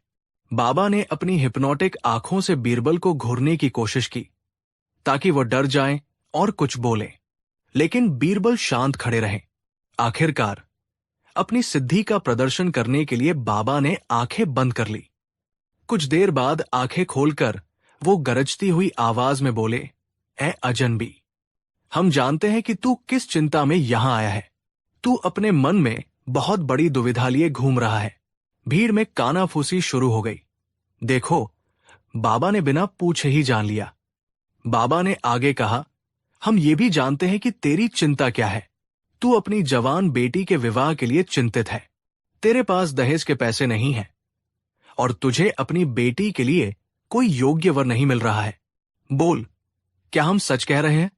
ये सुनते ही बीरबल के पीछे लाइन में खड़ा एक आदमी, जो वास्तव में बीरबल का ही भेजा हुआ था, जोर से चिल्लाया, वाह बाबा, वाह, आप तो सच में त्रिकालदर्शी हैं। ये आदमी कल से पूरे बाजार में अपनी बेटी के रिश्ते के लिए रोता फिर रहा था। बाबा का सीना गर्व से चौड़ा हो गया। उन्होंने सोचा कि उन्होंने सही तीर चलाया है, लेकिन तभी बीरबल ने अपने चेहरे से कपड़ा हटा दिया। दरबार के सबसे चतुर मंत्री बीरबल को अपने सामने देखकर बाबा कालभैरव के होश उड़ गए। उसका चेहरा सफेद पड़ गया। भीड़ भी बीरबल को देखकर हैरान रह गई। बीरबल ने मुस्कुराते हुए लेकिन बहुत ही तीखी आवाज में कहा, बाबा, आपकी सिद्धि में तो कोई शक नहीं। लेकिन लगता है आज आपकी शक्तियां थोड़ा धोखा खा गई। बाबा कांपती हुई आवाज में बोला, क्या क्या मतलब है आपका? बीरबल ने जोर से कहा, मतलब ये बाबा कि मेरी कोई बेटी ही नहीं है। मेरा तो सिर्फ एक बेटा है जो अभी सिर्फ 5 साल का है, तो मैं उसकी शादी के लिए चिंतित कैसे हो सकता हूं? ये सुनते ही पूरी भीड़ में सन्नाटा छा गया। बाबा के माथे पर पसीने की बूंदें छलक आई। लेकिन बीरबल यहीं नहीं रुके। उन्होंने अपनी आवाज और बुलंद की, और सुनिए आगरा के लोगों, ये बाबा कोई अंतर्यामी नहीं, बल्कि एक बहुत बड़ा धोखेबाज है। ये कोई मन की बात नहीं जानता, ये बस एक बहुत ही चालाक तरीका अपनाता है। बीरबल ने भीड़ को संबोधित करते हुए समझाया, ये बाबा और इसके चेले दिन भर शहर में घूमते हैं और लोगों की बातें सुनते हैं।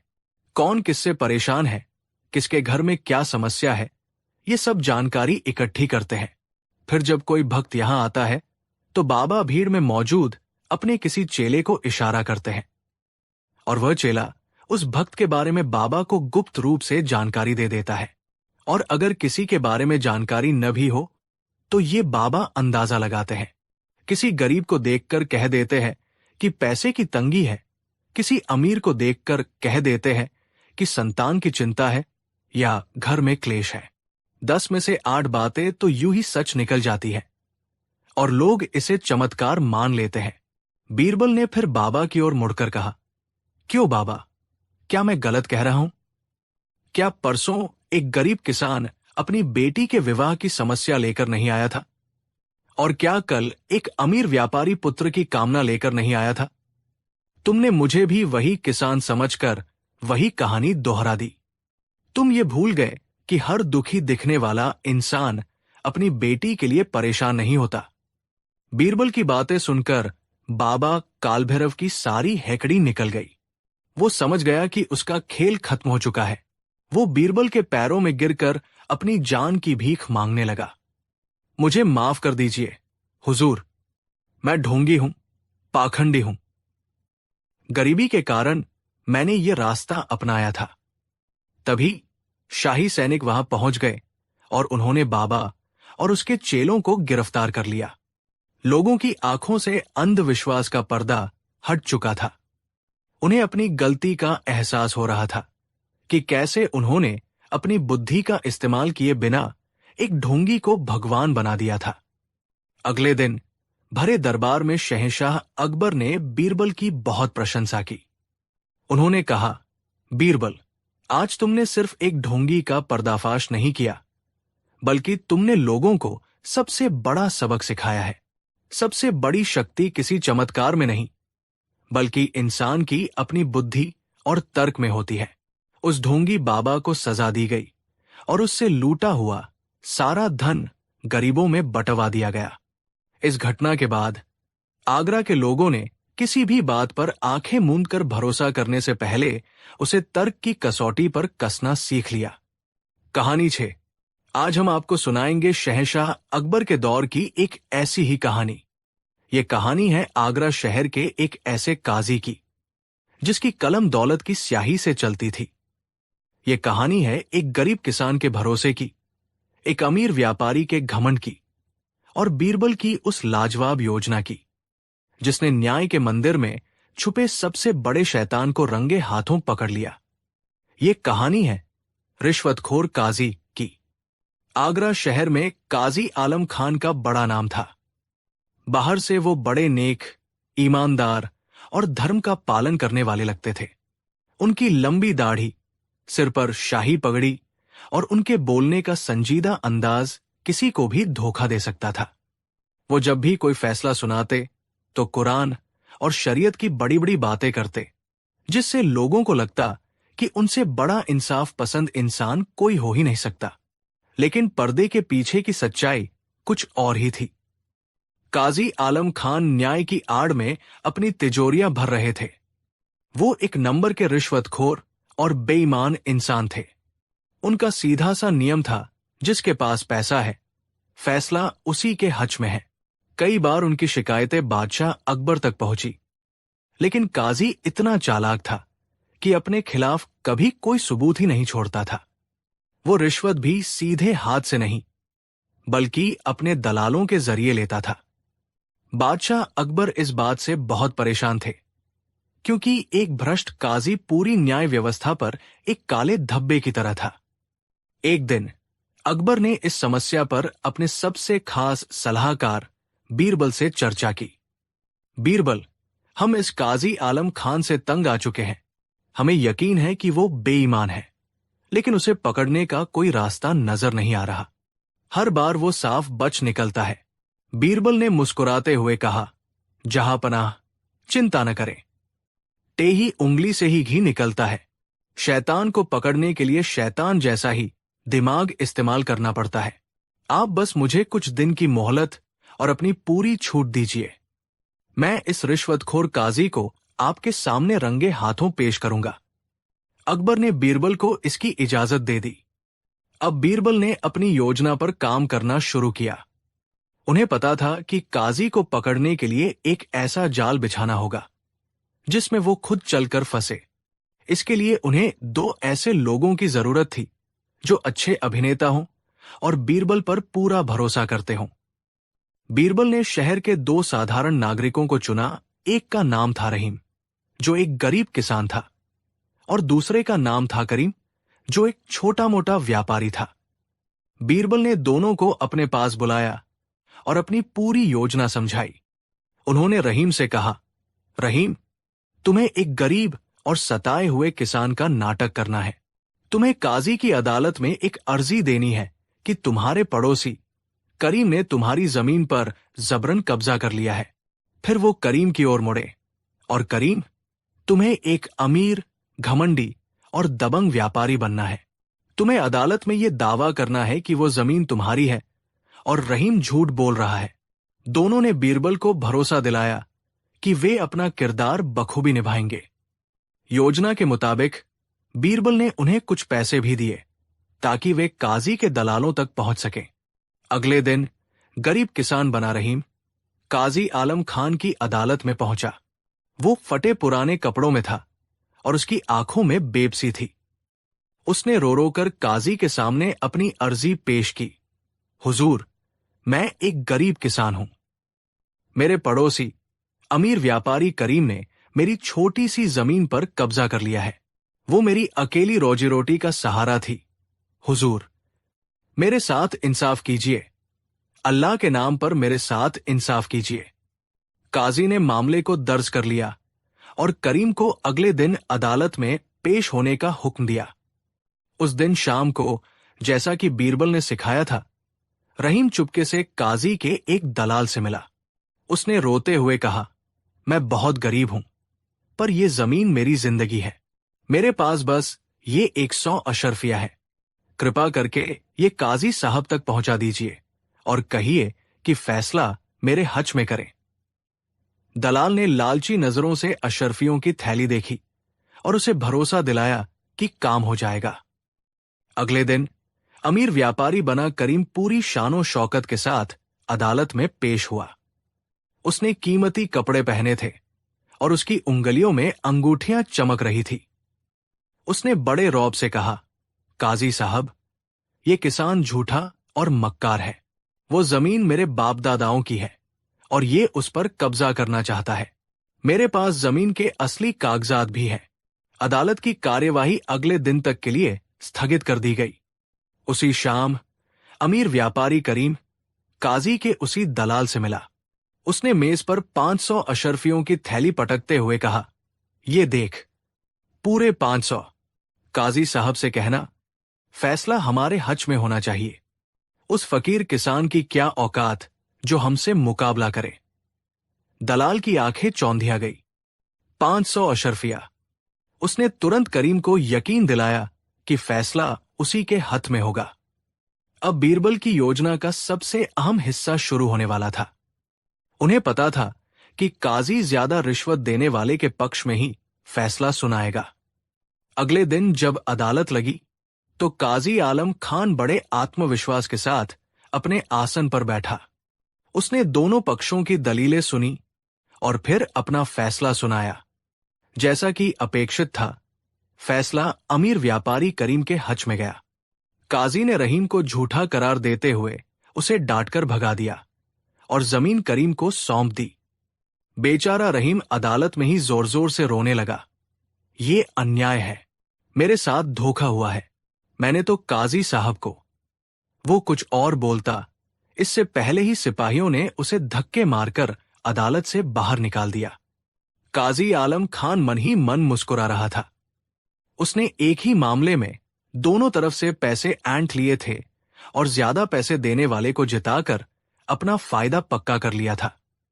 लेकिन उसे ये नहीं पता था कि उसका ये खेल बीरबल की तीखी नजरें देख रही थी। उस दिन शाम को बीरबल ने एक नया नाटक रचा। वो एक बहुत ही अमीर ईरानी व्यापारी का भेष धरकर, कीमती पोशाक और जवाहरात पहनकर काजी आलम खान के घर पहुंचे। उनके साथ 2 सेवक भी थे, जिनके हाथों में मिठाइयों और तोहफों से भरी बड़ी बड़ी थालियां थी। काजी ने इतने बड़े मेहमान को अपने घर पर देखा तो हैरान रह गया। बीरबल ने ईरानी लहजे में बोलना शुरू किया, आदाब काजी साहब, मेरा नाम है सौदागर अकरम, मैं ईरान से आया हूं। मैंने आपके इंसाफ के बड़े चर्चे सुने हैं, इसीलिए एक खास काम से आपके पास आया हूं। काजी ने बड़ी आवभगत से उन्हें बिठाया। बीरबल ने अपनी झूठी कहानी शुरू की। काजी साहब, मुझे आगरा में मसालों का एक बहुत बड़ा कारोबार शुरू करना है। इसके लिए मुझे आपकी मदद चाहिए। लेकिन उससे भी जरूरी एक और मसला है। मैं अपने साथ ईरान से एक बहुत ही कीमती हीरा लाया हूं। वो हीरा मेरे लिए जान से भी ज्यादा प्यारा है, लेकिन आगरा में चोरू चक्कों का बड़ा डर है। मैं चाहता हूं कि जब तक मैं यहां हूं, वो हीरा आपकी हिफाजत में रहे। आपसे ज्यादा महफूज जगह और कौन सी हो सकती है? काजी ये सुनकर खुश हो गया। उसे लगा कि ये अमीर व्यापारी उस पर बहुत भरोसा करता है। उसने कहा, आप बिल्कुल चिंता न करें सौदागर साहब, आपका हीरा यहां अल्लाह की हिफाजत में रहेगा। बीरबल ने एक बहुत ही खूबसूरत मखमली डिबिया निकाली। डिबिया खोलते ही काजी की आंखें फटी की फटी रह गई। अंदर एक बड़े आकार का दूधिया रोशनी बिखेरता हुआ पत्थर रखा था। वो इतना खूबसूरत था कि काजी उसे हीरा ही समझ बैठा, जबकि असल में वो शीशे का एक कीमती टुकड़ा था, जिसे बीरबल ने खास तौर पर तैयार करवाया था। बीरबल ने वो डिबिया काजी को देते हुए कहा, काजी साहब, बस एक बात का ध्यान रखिएगा। ये हीरा मैं उसी इंसान को वापस दूंगा जिसके सामने आज आपको दे रहा हूं। यानी जब मैं इसे लेने आऊंगा तो मेरे साथ मेरा एक साथी भी होगा जो इस बात का गवाह है। जब तक हम दोनों एक साथ आपके पास न आए, आप ये हीरा किसी को मत दीजिएगा, चाहे वो मैं अकेला ही क्यों न हूं। काजी ने शर्त मान ली और डिबिया को अपनी सबसे मजबूत तिजोरी में रख दिया। सौदागर बने बीरबल उन्हें धन्यवाद देकर चले गए। कुछ दिन बीत गए। एक दिन बीरबल अकेले उसी ईरानी सौदागर के भेष में काजी के पास पहुंचे। उनका चेहरा बहुत उतरा हुआ था। उन्होंने काजी से कहा, काजी साहब, गजब हो गया। मेरे जिस साथी के सामने मैंने आपको हीरा दिया था, उससे मेरा बहुत बड़ा झगड़ा हो गया है। वो धोखेबाज निकला। अब वो मेरा कारोबार हड़पना चाहता है। मुझे फौरन ईरान वापस लौटना होगा। कृपा करके मेरा हीरा मुझे वापस दे दीजिए। काजी को बीरबल की शर्त याद थी। उसने कहा, लेकिन सौदागर साहब, आपने तो कहा था कि आप दोनों जब साथ आएंगे तभी मैं हीरा वापस दूंगा। मैं अपनी जबान का पक्का हूं। मैं आपको अकेले ये हीरा नहीं दे सकता। बीरबल ने बहुत नाटक किया, गिड़गिड़ाए, गुस्सा दिखाया, यहां तक कि उसे 500 अशरफियों का लालच भी दिया। लेकिन काजी अपनी बात पर अड़ा रहा। वो जानता था कि अगर उसने अकेले सौदागर को हीरा दे दिया तो कल को दूसरा साथी आकर उस पर दावा ठोक सकता है और उसे असली हीरे की कीमत चुकानी पड़ सकती है। वो कोई जोखिम नहीं लेना चाहता था। आखिरकार बीरबल हार मानकर वहां से चले गए। उसके अगले ही दिन दूसरा साथी, जो बीरबल का ही एक सेवक था, काजी के पास पहुंचा। उसने भी वही कहानी सुनाई। काजी साहब, सौदागर अकरम एक नंबर का धोखेबाज है। उसने मुझे कारोबार में धोखा दिया है। वो हीरा असल में मेरा है। कृपा करके वो मुझे दे दीजिए ताकि मैं उसे लेकर अपने वतन लौट सकूं। काजी ने उसे भी वही जवाब दिया, जब तक तुम दोनों साथ नहीं आओगे मैं हीरा किसी को नहीं दूंगा। यही हमारा सौदा था। अब बीरबल की योजना का अंतिम चरण आया। अगले दिन वो ईरानी सौदागर और उसका साथी दोनों काजी की अदालत में एक दूसरे पर इल्जाम लगाते हुए पहुंचे। दोनों ही उस हीरे पर अपना हक जता रहे थे। उन्होंने काजी से कहा, काजी साहब, हम दोनों में से कोई भी पीछे हटने को तैयार नहीं है। आप ही हमारे न्यायाधीश हैं। आप फैसला कीजिए कि ये हीरा किसका है। काजी आलम खान अब बुरी तरह फंस गया। उसे समझ नहीं आ रहा था कि वो क्या करे। वो जिसे भी हीरा देता दूसरा उस पर केस कर देता। वो मन ही मन पछता रहा था कि उसने ये अमानत अपने पास रखी ही क्यों। तभी सौदागर बने बीरबल ने काजी के कान में धीरे से कहा, काजी साहब, आप चिंता न करें। एक रास्ता है। ये मामला बहुत पेचीदा है। इसे सुलझाने में बहुत दिमाग लगेगा। इस दिमागी मेहनत के लिए मैं आपको 1000 अशर्फिया देने को तैयार हूं। बस फैसला मेरे हज में सुना दीजिए। ये सुनकर काजी के मन में लालच फिर से जाग उठा। 1000 अशर्फिया। तभी दूसरा साथी भी काजी के पास पहुंचा और उसके कान में बोला, काजी साहब, उस झूठे की बातों में मत आइएगा। मैं आपको 2000 अशर्फिया दूंगा। फैसला मेरे हज में कीजिए। 2000 अशर्फिया। काजी का दिमाग घूम गया। उसने मन बना लिया, हमेशा की तरह जो ज्यादा रिश्वत देगा फैसला उसी के हज में होगा। वो अपनी कुर्सी पर तन कर बैठा और अपना फैसला सुनाने ही वाला था। तभी ईरानी सौदागर बने बीरबल अपनी जगह से खड़े हुए और अपनी नकली दाढ़ी और पगड़ी उतार दी। ठहरो, काजी। दरबार में मौजूद हर व्यक्ति बीरबल को उनके असली रूप में देखकर सन्न रह गया। काजी आलम खान के तो जैसे पैरों तले जमीन ही खिसक गई। उसका चेहरा हवाइयां उड़ने लगा। बीरबल ने बादशाह अकबर को इशारा किया, जो पर्दे के पीछे छिपकर ये सारा नाटक देख रहे थे। बादशाह अपने पूरे शाही रौब के साथ सामने आए। बीरबल ने गरजती हुई आवाज में कहा, तो ये है आगरा के सबसे बड़े न्यायाधीश का असली चेहरा। ये है इनका इंसाफ, जो दौलत की बोली पर बिकता है। आज ये पूरे दरबार के सामने रंगे हाथों पकड़े गए हैं। बीरबल ने रहीम और करीम वाले मामले का भी जिक्र किया और बताया कि कैसे काजी ने 100 अशर्फियों के बदले 500 अशर्फियों को चुना। और आज भी बीरबल ने कहा, ये काजी 1000 अशर्फियों के लालच को छोड़कर 2000 अशर्फियों वाले के हक में फैसला सुनाने जा रहा था। क्यों काजी साहब, क्या हम गलत कह रहे हैं? काजी आलम खान के पास अब कहने के लिए कुछ नहीं बचा था। वो बादशाह के पैरों में गिरकर गिड़गिड़ाने लगा। लेकिन इस बार उसकी कोई चाल काम नहीं आई। उसके खिलाफ सारे सबूत मौजूद थे। बादशाह अकबर ने गुस्से में कहा, तुमने न्याय के पद को कलंकित किया है। तुम्हें ऐसी सजा मिलेगी जो आने वाली पीढ़ियों के लिए एक मिसाल बनेगी। काजी आलम खान को उसके पद से बर्खास्त कर दिया गया। उसकी सारी संपत्ति जब्त कर ली गई और उसे जिंदगी भर के लिए काल कोठरी में डाल दिया गया। गरीब किसान रहीम को उसकी जमीन वापस मिल गई। बीरबल की इस अनोखी योजना ने एक बार फिर साबित कर दिया कि बुद्धि के सामने बड़े से बड़े अपराधी को भी घुटने टेकने पड़ते हैं। उन्होंने न्याय के मंदिर को साफ कर दिया था और लोगों का इंसाफ पर भरोसा फिर से कायम कर दिया था। कहानी 7।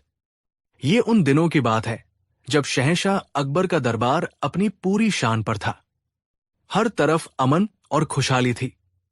बीरबल की बुद्धिमानी की वजह से सल्तनत की बड़ी बड़ी मुश्किलें चुटकियों में हल हो जाती थी और शहंशाह का उन पर विश्वास दिन ब दिन बढ़ता जा रहा था।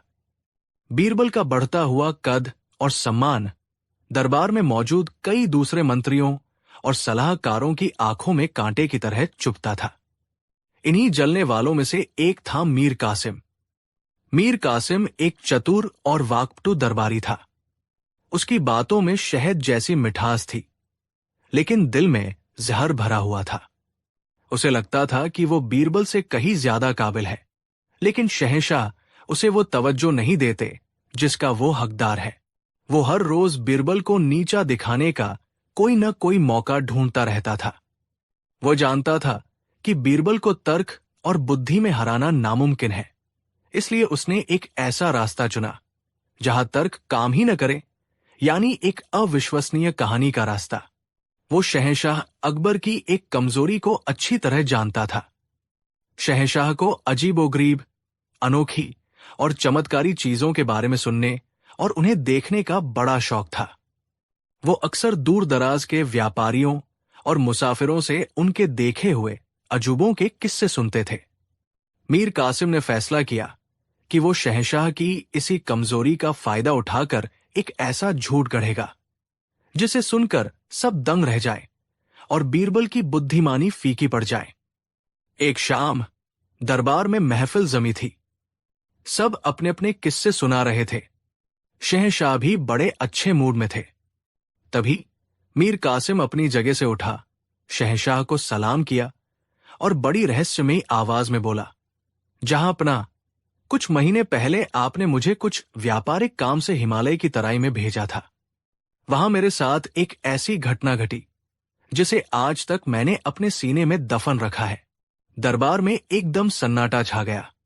शहंशाह अकबर की आंखों में उत्सुकता जाग उठी। उन्होंने कहा, मीर कासिम, ऐसी क्या बात है? हमें भी तो बताओ। मीर कासिम ने एक गहरी सांस ली, जैसे वो कोई बहुत बड़ा राज खोलने जा रहा हो। उसने कहानी सुनानी शुरू की। जहांपना, जब मैं अपना काम खत्म करके लौट रहा था तो एक रात बर्फीले तूफान में मैं अपना रास्ता भटक गया। मैं एक अनजान घाटी में पहुंच गया जहां मीलों तक कोई इंसान नहीं था। वहां मुझे एक गुफा दिखी जिसमें एक तेजस्वी साधु तपस्या में लीन थे। उनकी जटाएं जमीन को छू रही थी और उनके चेहरे पर सूर्य जैसा तेज था। वो रुका और दरबारियों के चेहरों को देखा जो अब पूरी तरह उसकी कहानी में डूब चुके थे। उसने आगे कहा, मैंने कई दिनों तक उस साधु की सेवा की। मेरी सेवा से प्रसन्न होकर उन्होंने मुझे एक ऐसा वरदान दिया जो इस दुनिया में शायद ही किसी के पास हो। उन्होंने मुझे अपना दिव्य घोड़ा बादल भेंट किया। एक दरबारी ने टोका, एक घोड़ा? इसमें क्या खास बात है? मीर कासिम मुस्कुराया। ये वही पल था जिसका उसे इंतजार था। उसने अपनी आवाज में गर्व भरकर कहा, यह कोई मामूली घोड़ा नहीं है, ये एक उड़ने वाला घोड़ा है। जी जहांपनाह, बादल हवा से बातें करता है। उसके पंख नहीं है, लेकिन वो अपनी इच्छा शक्ति से बादलों के ऊपर उड़ता है। मैं उस घोड़े पर बैठकर कई बार चांतारों की सैर कर चुका हूं। ये सुनते ही पूरे दरबार में एक सनसनी फैल गई। दरबारी एक दूसरे का मुंह देखने लगे। कुछ अविश्वास से हंस रहे थे तो कुछ हैरानी से आंखें फाड़े मीर कासिम को देख रहे थे। शहंशाह अकबर अपनी गद्दी से लगभग उठ खड़े हुए थे। उड़ने वाला घोड़ा? मीर कासिम, क्या तुम सच कह रहे हो? अकबर ने अपनी बेकरारी को छिपाते हुए पूछा। जहांपनाह, मैं आपके सामने झूठ बोलने की हिम्मत कैसे कर सकता हूं? बादल मेरे गुप्त अस्तबल में है। मैं उसकी देखभाल किसी शहजादे की तरह करता हूं।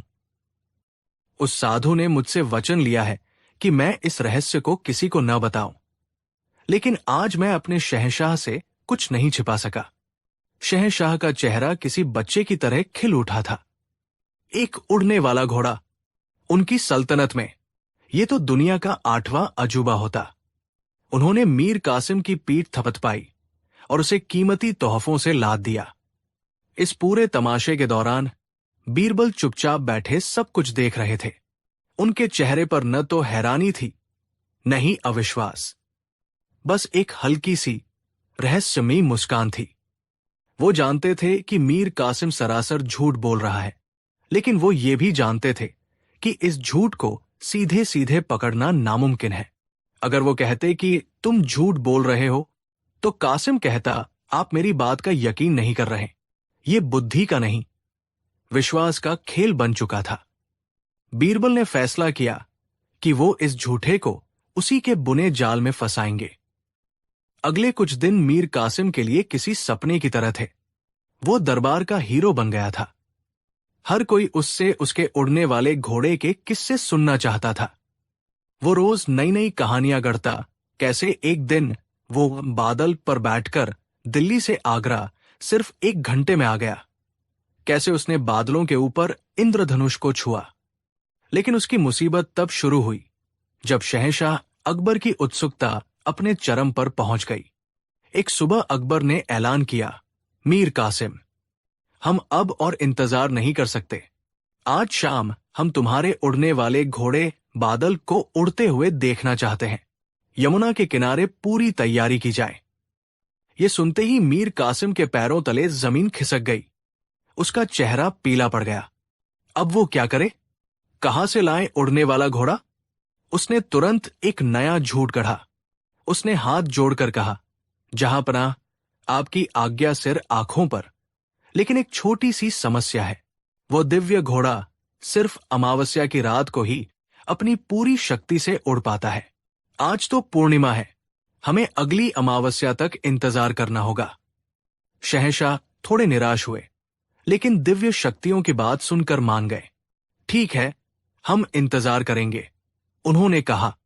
मीर कासिम को लगा कि उसे कुछ हफ्तों की मोहलत मिल गई है, लेकिन बीरबल उसकी हर हरकत पर नजर रखे हुए थे। अमावस्या का दिन आया। मीर कासिम सुबह से ही गायब था।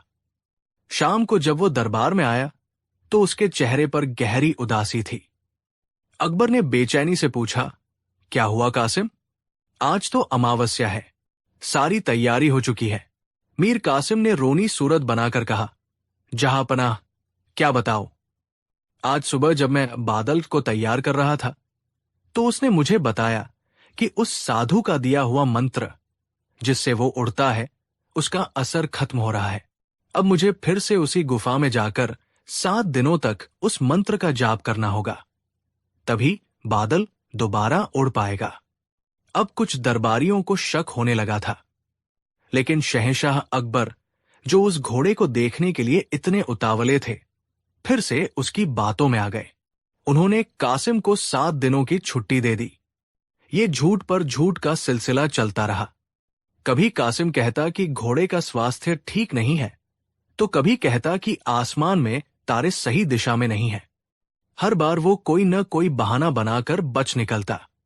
वो एक झूठ को छिपाने के लिए 100 और झूठ बोल रहा था और अपने ही बनाए दलदल में धंसता जा रहा था। बीरबल ये सब देख रहे थे और मुस्कुरा रहे थे। वो जानते थे कि झूठ का घड़ा अब भरने वाला है। 1 महीने बाद जब मीर कासिम के सारे बहाने खत्म हो गए, बीरबल शहंशाह के पास पहुंचे।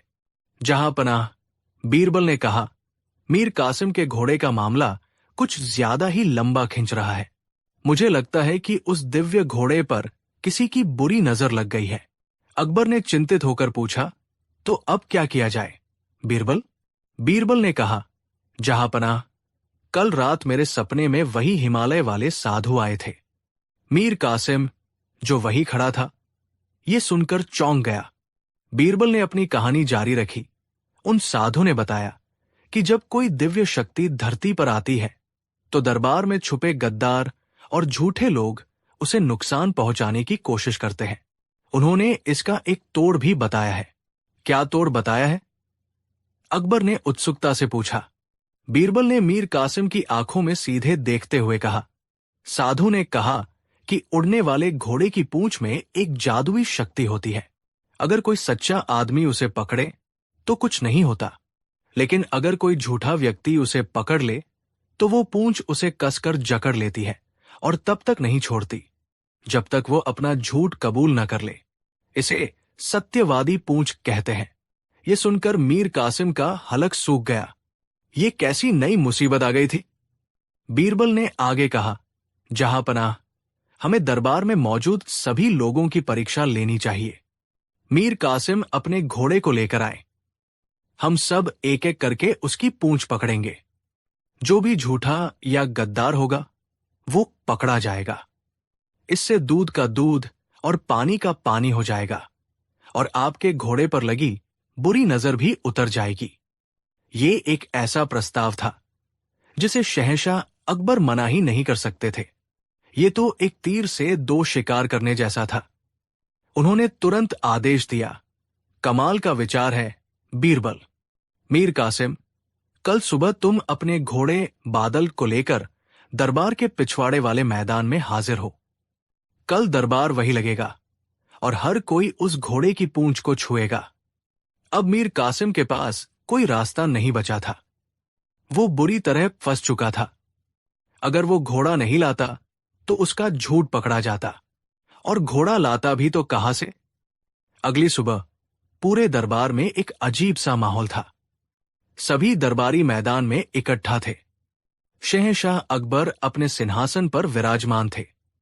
सबकी नजरें मीर कासिम का इंतजार कर रही थी। थोड़ी देर बाद एक बड़ा सा तंबू लगाया गया।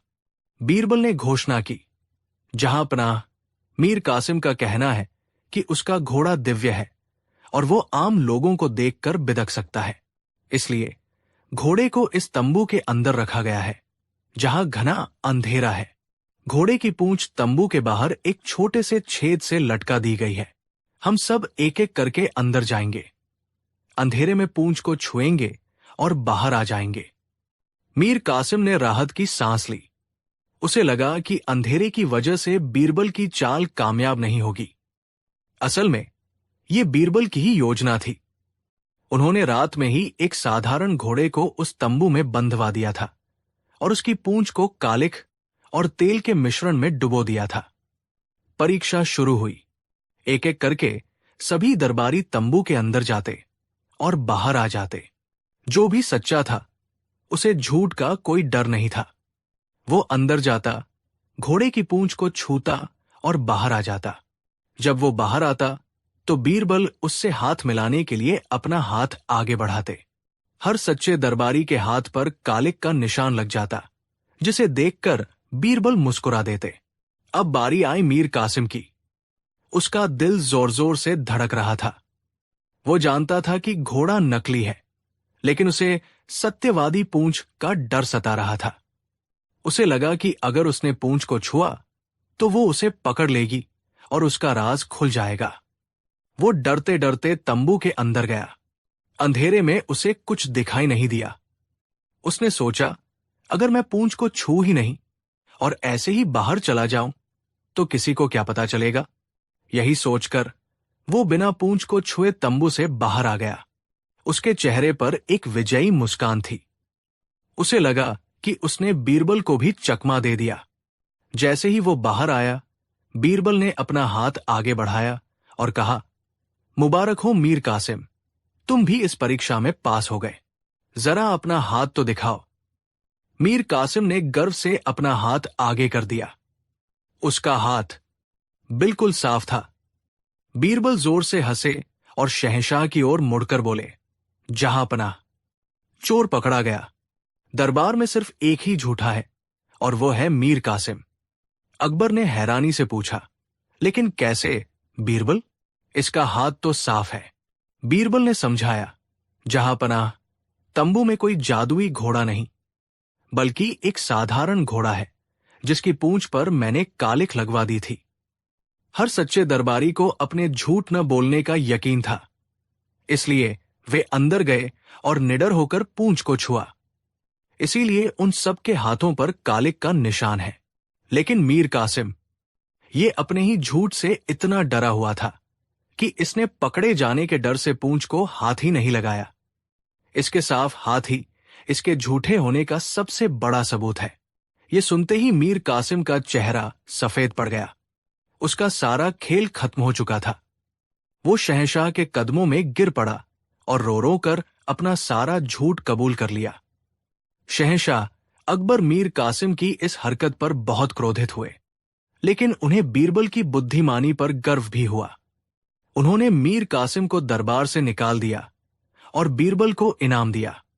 उस दिन दरबार में हर कोई समझ गया था कि बीरबल क्यों कहते थे कि झूठ के पैर नहीं होते। झूठ आपको थोड़ी देर के लिए हवा में उड़ा सकता है, आपको दूसरों से ऊंचा दिखा सकता है, लेकिन अंत में जमीन पर खड़े रहने के लिए आपको सच्चाई के पैरों की ही जरूरत पड़ती है। एक झूठ को बचाने के लिए 1000 झूठ बोलने पड़ते हैं, और फिर भी अंत में सच सामने आ ही जाता है। दोस्तों, ये कहानी हमें सिखाती है कि सच्चाई का रास्ता भले ही मुश्किल हो, लेकिन मंजिल हमेशा खूबसूरत होती है, जबकि झूठ का रास्ता भले ही आसान लगे, लेकिन उसका अंत हमेशा शर्मिंदगी और पतन में होता है। कहानी 8। आज हम आपको सुनाएंगे शहंशाह अकबर के दरबार की एक ऐसी ही कहानी। ये कहानी है एक ऐसे दरबारी की जिसे अपनी अमीरी और शानो शौकत पर इतना गुमान था कि वो इंसानों को इंसान ही नहीं समझता था। ये कहानी है उसके अहंकार की और बीरबल की उस अनोखी तरकीब की, जिसने बिना एक शब्द कहे उस घमंडी दरबारी का सिर हमेशा के लिए झुका दिया। ये कहानी है घमंड का सिर नीचा की। शहंशाह अकबर के दरबार में वैसे तो एक से बढ़कर एक ज्ञानी और गुणी लोग थे, लेकिन एक दरबारी था जिसका नाम था हकीम जलालुद्दीन। नाम का ही हकीम था, असल में वो आगरा का सबसे बड़ा जमींदार और व्यापारी था। उसके पास बेहिसाब दौलत थी, सोने चांदी और हीरे मोतियों की कोई कमी नहीं थी। उसके महल जैसे घर में सैकड़ों नौकर चाकर काम करते थे। उसे अपनी इसी अमीरी पर बहुत घमंड था। दरबार में वो हमेशा सबसे कीमती रेशमी लिबास और जवाहरात पहन कर आता। उसकी पगड़ी पर लगा हीरा सूरज की रोशनी में ऐसे चमकता कि देखने वालों की आंखें चौंधिया जाती। वो जब चलता तो उसके पीछे पीछे इत्र की महंगी खुशबू का बादल चलता था। उसे इस बात का बड़ा अहंकार था कि बादशाह के बाद दरबार में सबसे ज्यादा अमीर वही है। वो अक्सर दूसरे दरबारियों को नीचा दिखाता, खासकर उन लोगों को जो विद्वान तो थे पर अमीर नहीं थे। बीरबल उसकी आंखों में सबसे ज्यादा खटकते थे। बीरबल न तो बहुत अमीर थे और न ही बहुत आलीशान कपड़े पहनते थे। वो अपनी सादगी और बुद्धिमानी के लिए जाने जाते थे। बादशाह अकबर बीरबल को सबसे ज्यादा मान सम्मान देते थे, और यही बात हकीम जलालुद्दीन को जहर की तरह लगती थी। वो हमेशा मौके की तलाश में रहता कि कैसे बीरबल को नीचा दिखाए और बादशाह की नजरों में खुद को बड़ा साबित करे। एक दिन दरबार में किसी बात पर चर्चा चल रही थी। बीरबल ने अपनी चतुराई से एक बड़ी ही उलझी हुई समस्या को चुटकियों में सुलझा दिया। बादशाह अकबर बीरबल की हाजिर जवाबी से इतने प्रसन्न हुए कि उन्होंने अपने गले से मोतियों की एक कीमती माला उतारकर बीरबल को इनाम में दे दी। पूरा दरबार वाह वाह कर उठा, लेकिन हकीम जलालुद्दीन का चेहरा ईर्ष्या से काला पड़ गया। उससे ये बर्दाश्त नहीं हुआ।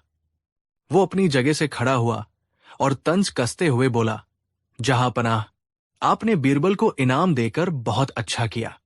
आखिर ये बेचारे गरीब लोग हैं।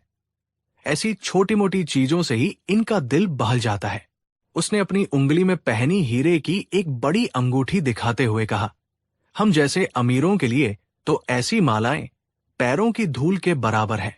हमारे घर में तो नौकर चाकर भी इससे कीमती मालाएं पहनते हैं।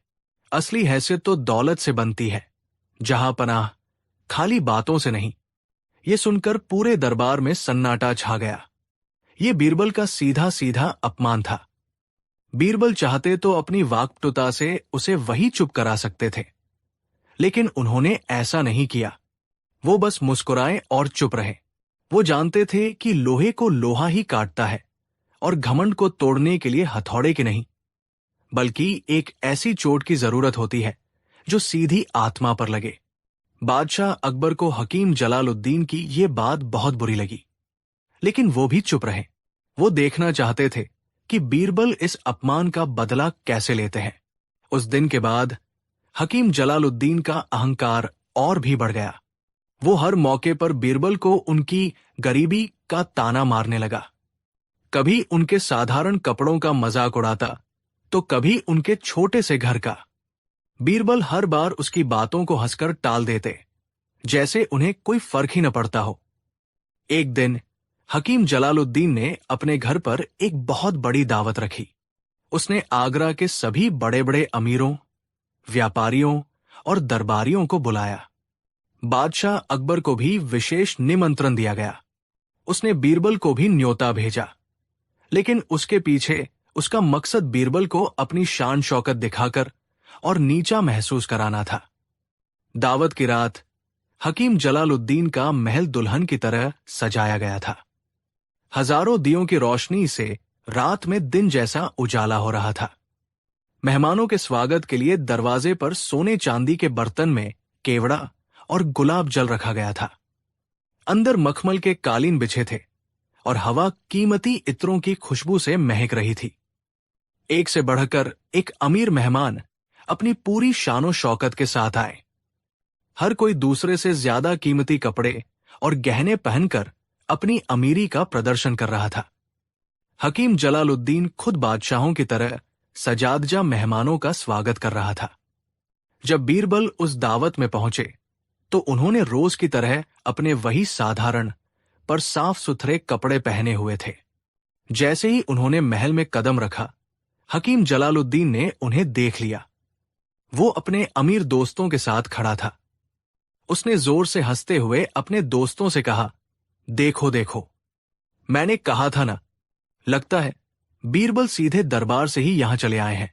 बेचारे के पास शायद दावत में पहनने के लिए दूसरे कपड़े ही नहीं हैं। उसके दोस्त भी जोर जोर से हंसने लगे।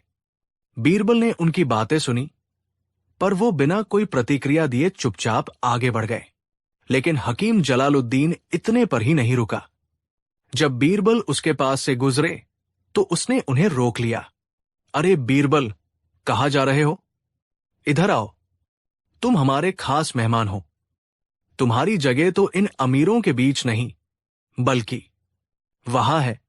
उसने उंगली से उस कोने की ओर इशारा किया जहां शहर के गरीब और भिखारी दावत के बाद बचे खुचे खाने के लिए इंतजार कर रहे थे। यह बहुत बड़ा अपमान था। वहां मौजूद सभी मेहमान बीरबल की ओर देखकर मुस्कुराने लगे। बीरबल का चेहरा एक पल के लिए गंभीर हुआ, लेकिन फिर वो मुस्कुराए।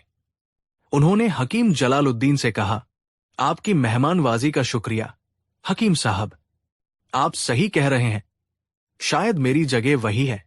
यह कहकर बीरबल बिना एक शब्द और बोले चुपचाप उस दावत से बाहर निकल गए। हकीम जलालुद्दीन और उसके दोस्त अपनी इस जीत पर जोर जोर से ठहाके लगाने लगे। उन्हें लगा कि उन्होंने आज बीरबल को हमेशा के लिए शर्मिंदा कर दिया है। कुछ देर बाद बादशाह अकबर भी उस दावत में पहुंचे।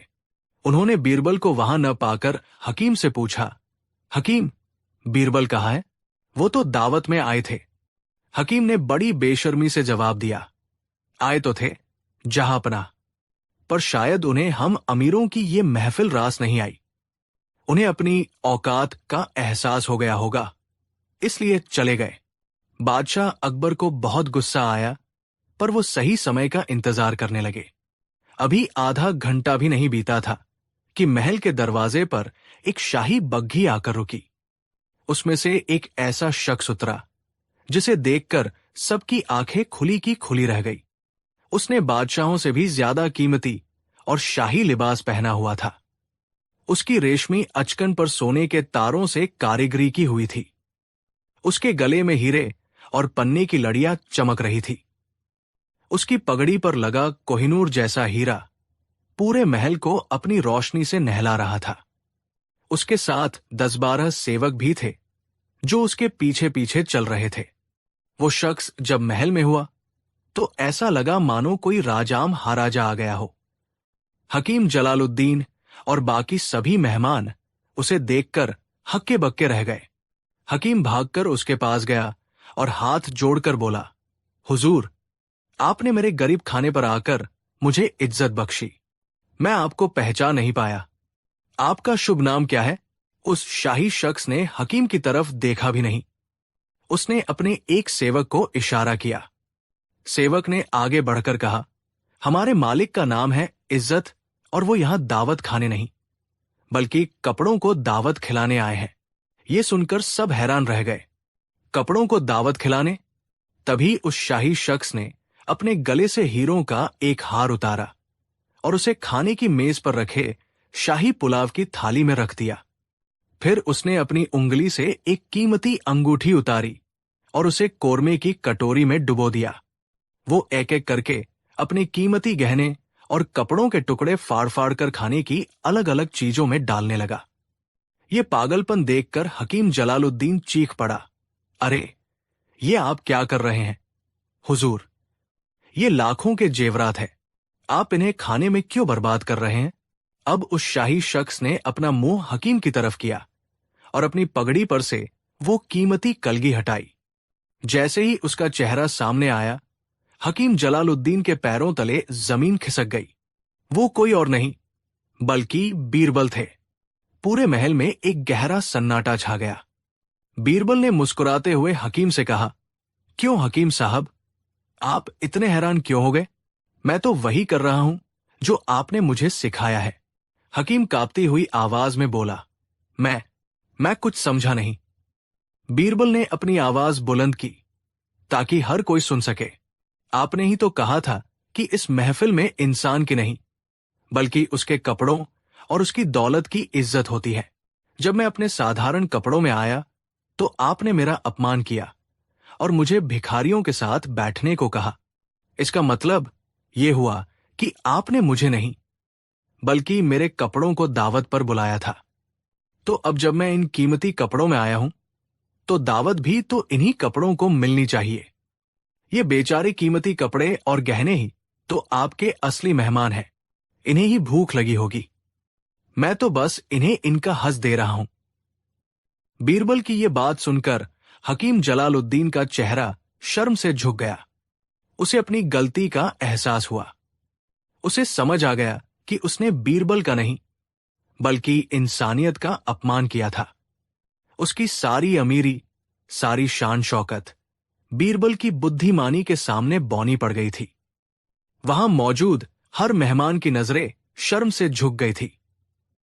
हकीम जलालुद्दीन भागकर बीरबल के पैरों में गिर पड़ा और रोते हुए बोला, मुझे माफ कर दीजिए बीरबल जी, मुझसे बहुत बड़ी भूल हो गई। घमंड ने मेरी आंखों पर पर्दा डाल दिया था। आज आपने मेरी आंखें खोल दी। इंसान की असली कीमत उसके कपड़ों या दौलत से नहीं बल्कि उसके ज्ञान और उसके कर्मों से होती है। बादशाह अकबर, जो अब तक चुपचाप ये सारा नजारा देख रहे थे, आगे आए। उन्होंने बीरबल के कंधे पर हाथ रखा और कहा, शाबाश बीरबल, आज तुमने इस घमंडी को ऐसा सबक सिखाया है जिसे ये जिंदगी भर नहीं भूलेगा। तुमने साबित कर दिया है कि दौलत का सिर हमेशा ज्ञान के आगे झुका रहता है। उस दिन के बाद हकीम जलालुद्दीन का घमंड हमेशा के लिए टूट गया। वो एक बदला हुआ इंसान बन गया और फिर कभी उसने अपनी दौलत पर अहंकार नहीं किया। बीरबल ने एक बार फिर साबित कर दिया था कि सबसे बड़ी जीत वो होती है जो बिना हथियार उठाए सिर्फ अपनी बुद्धि से जीती जाए।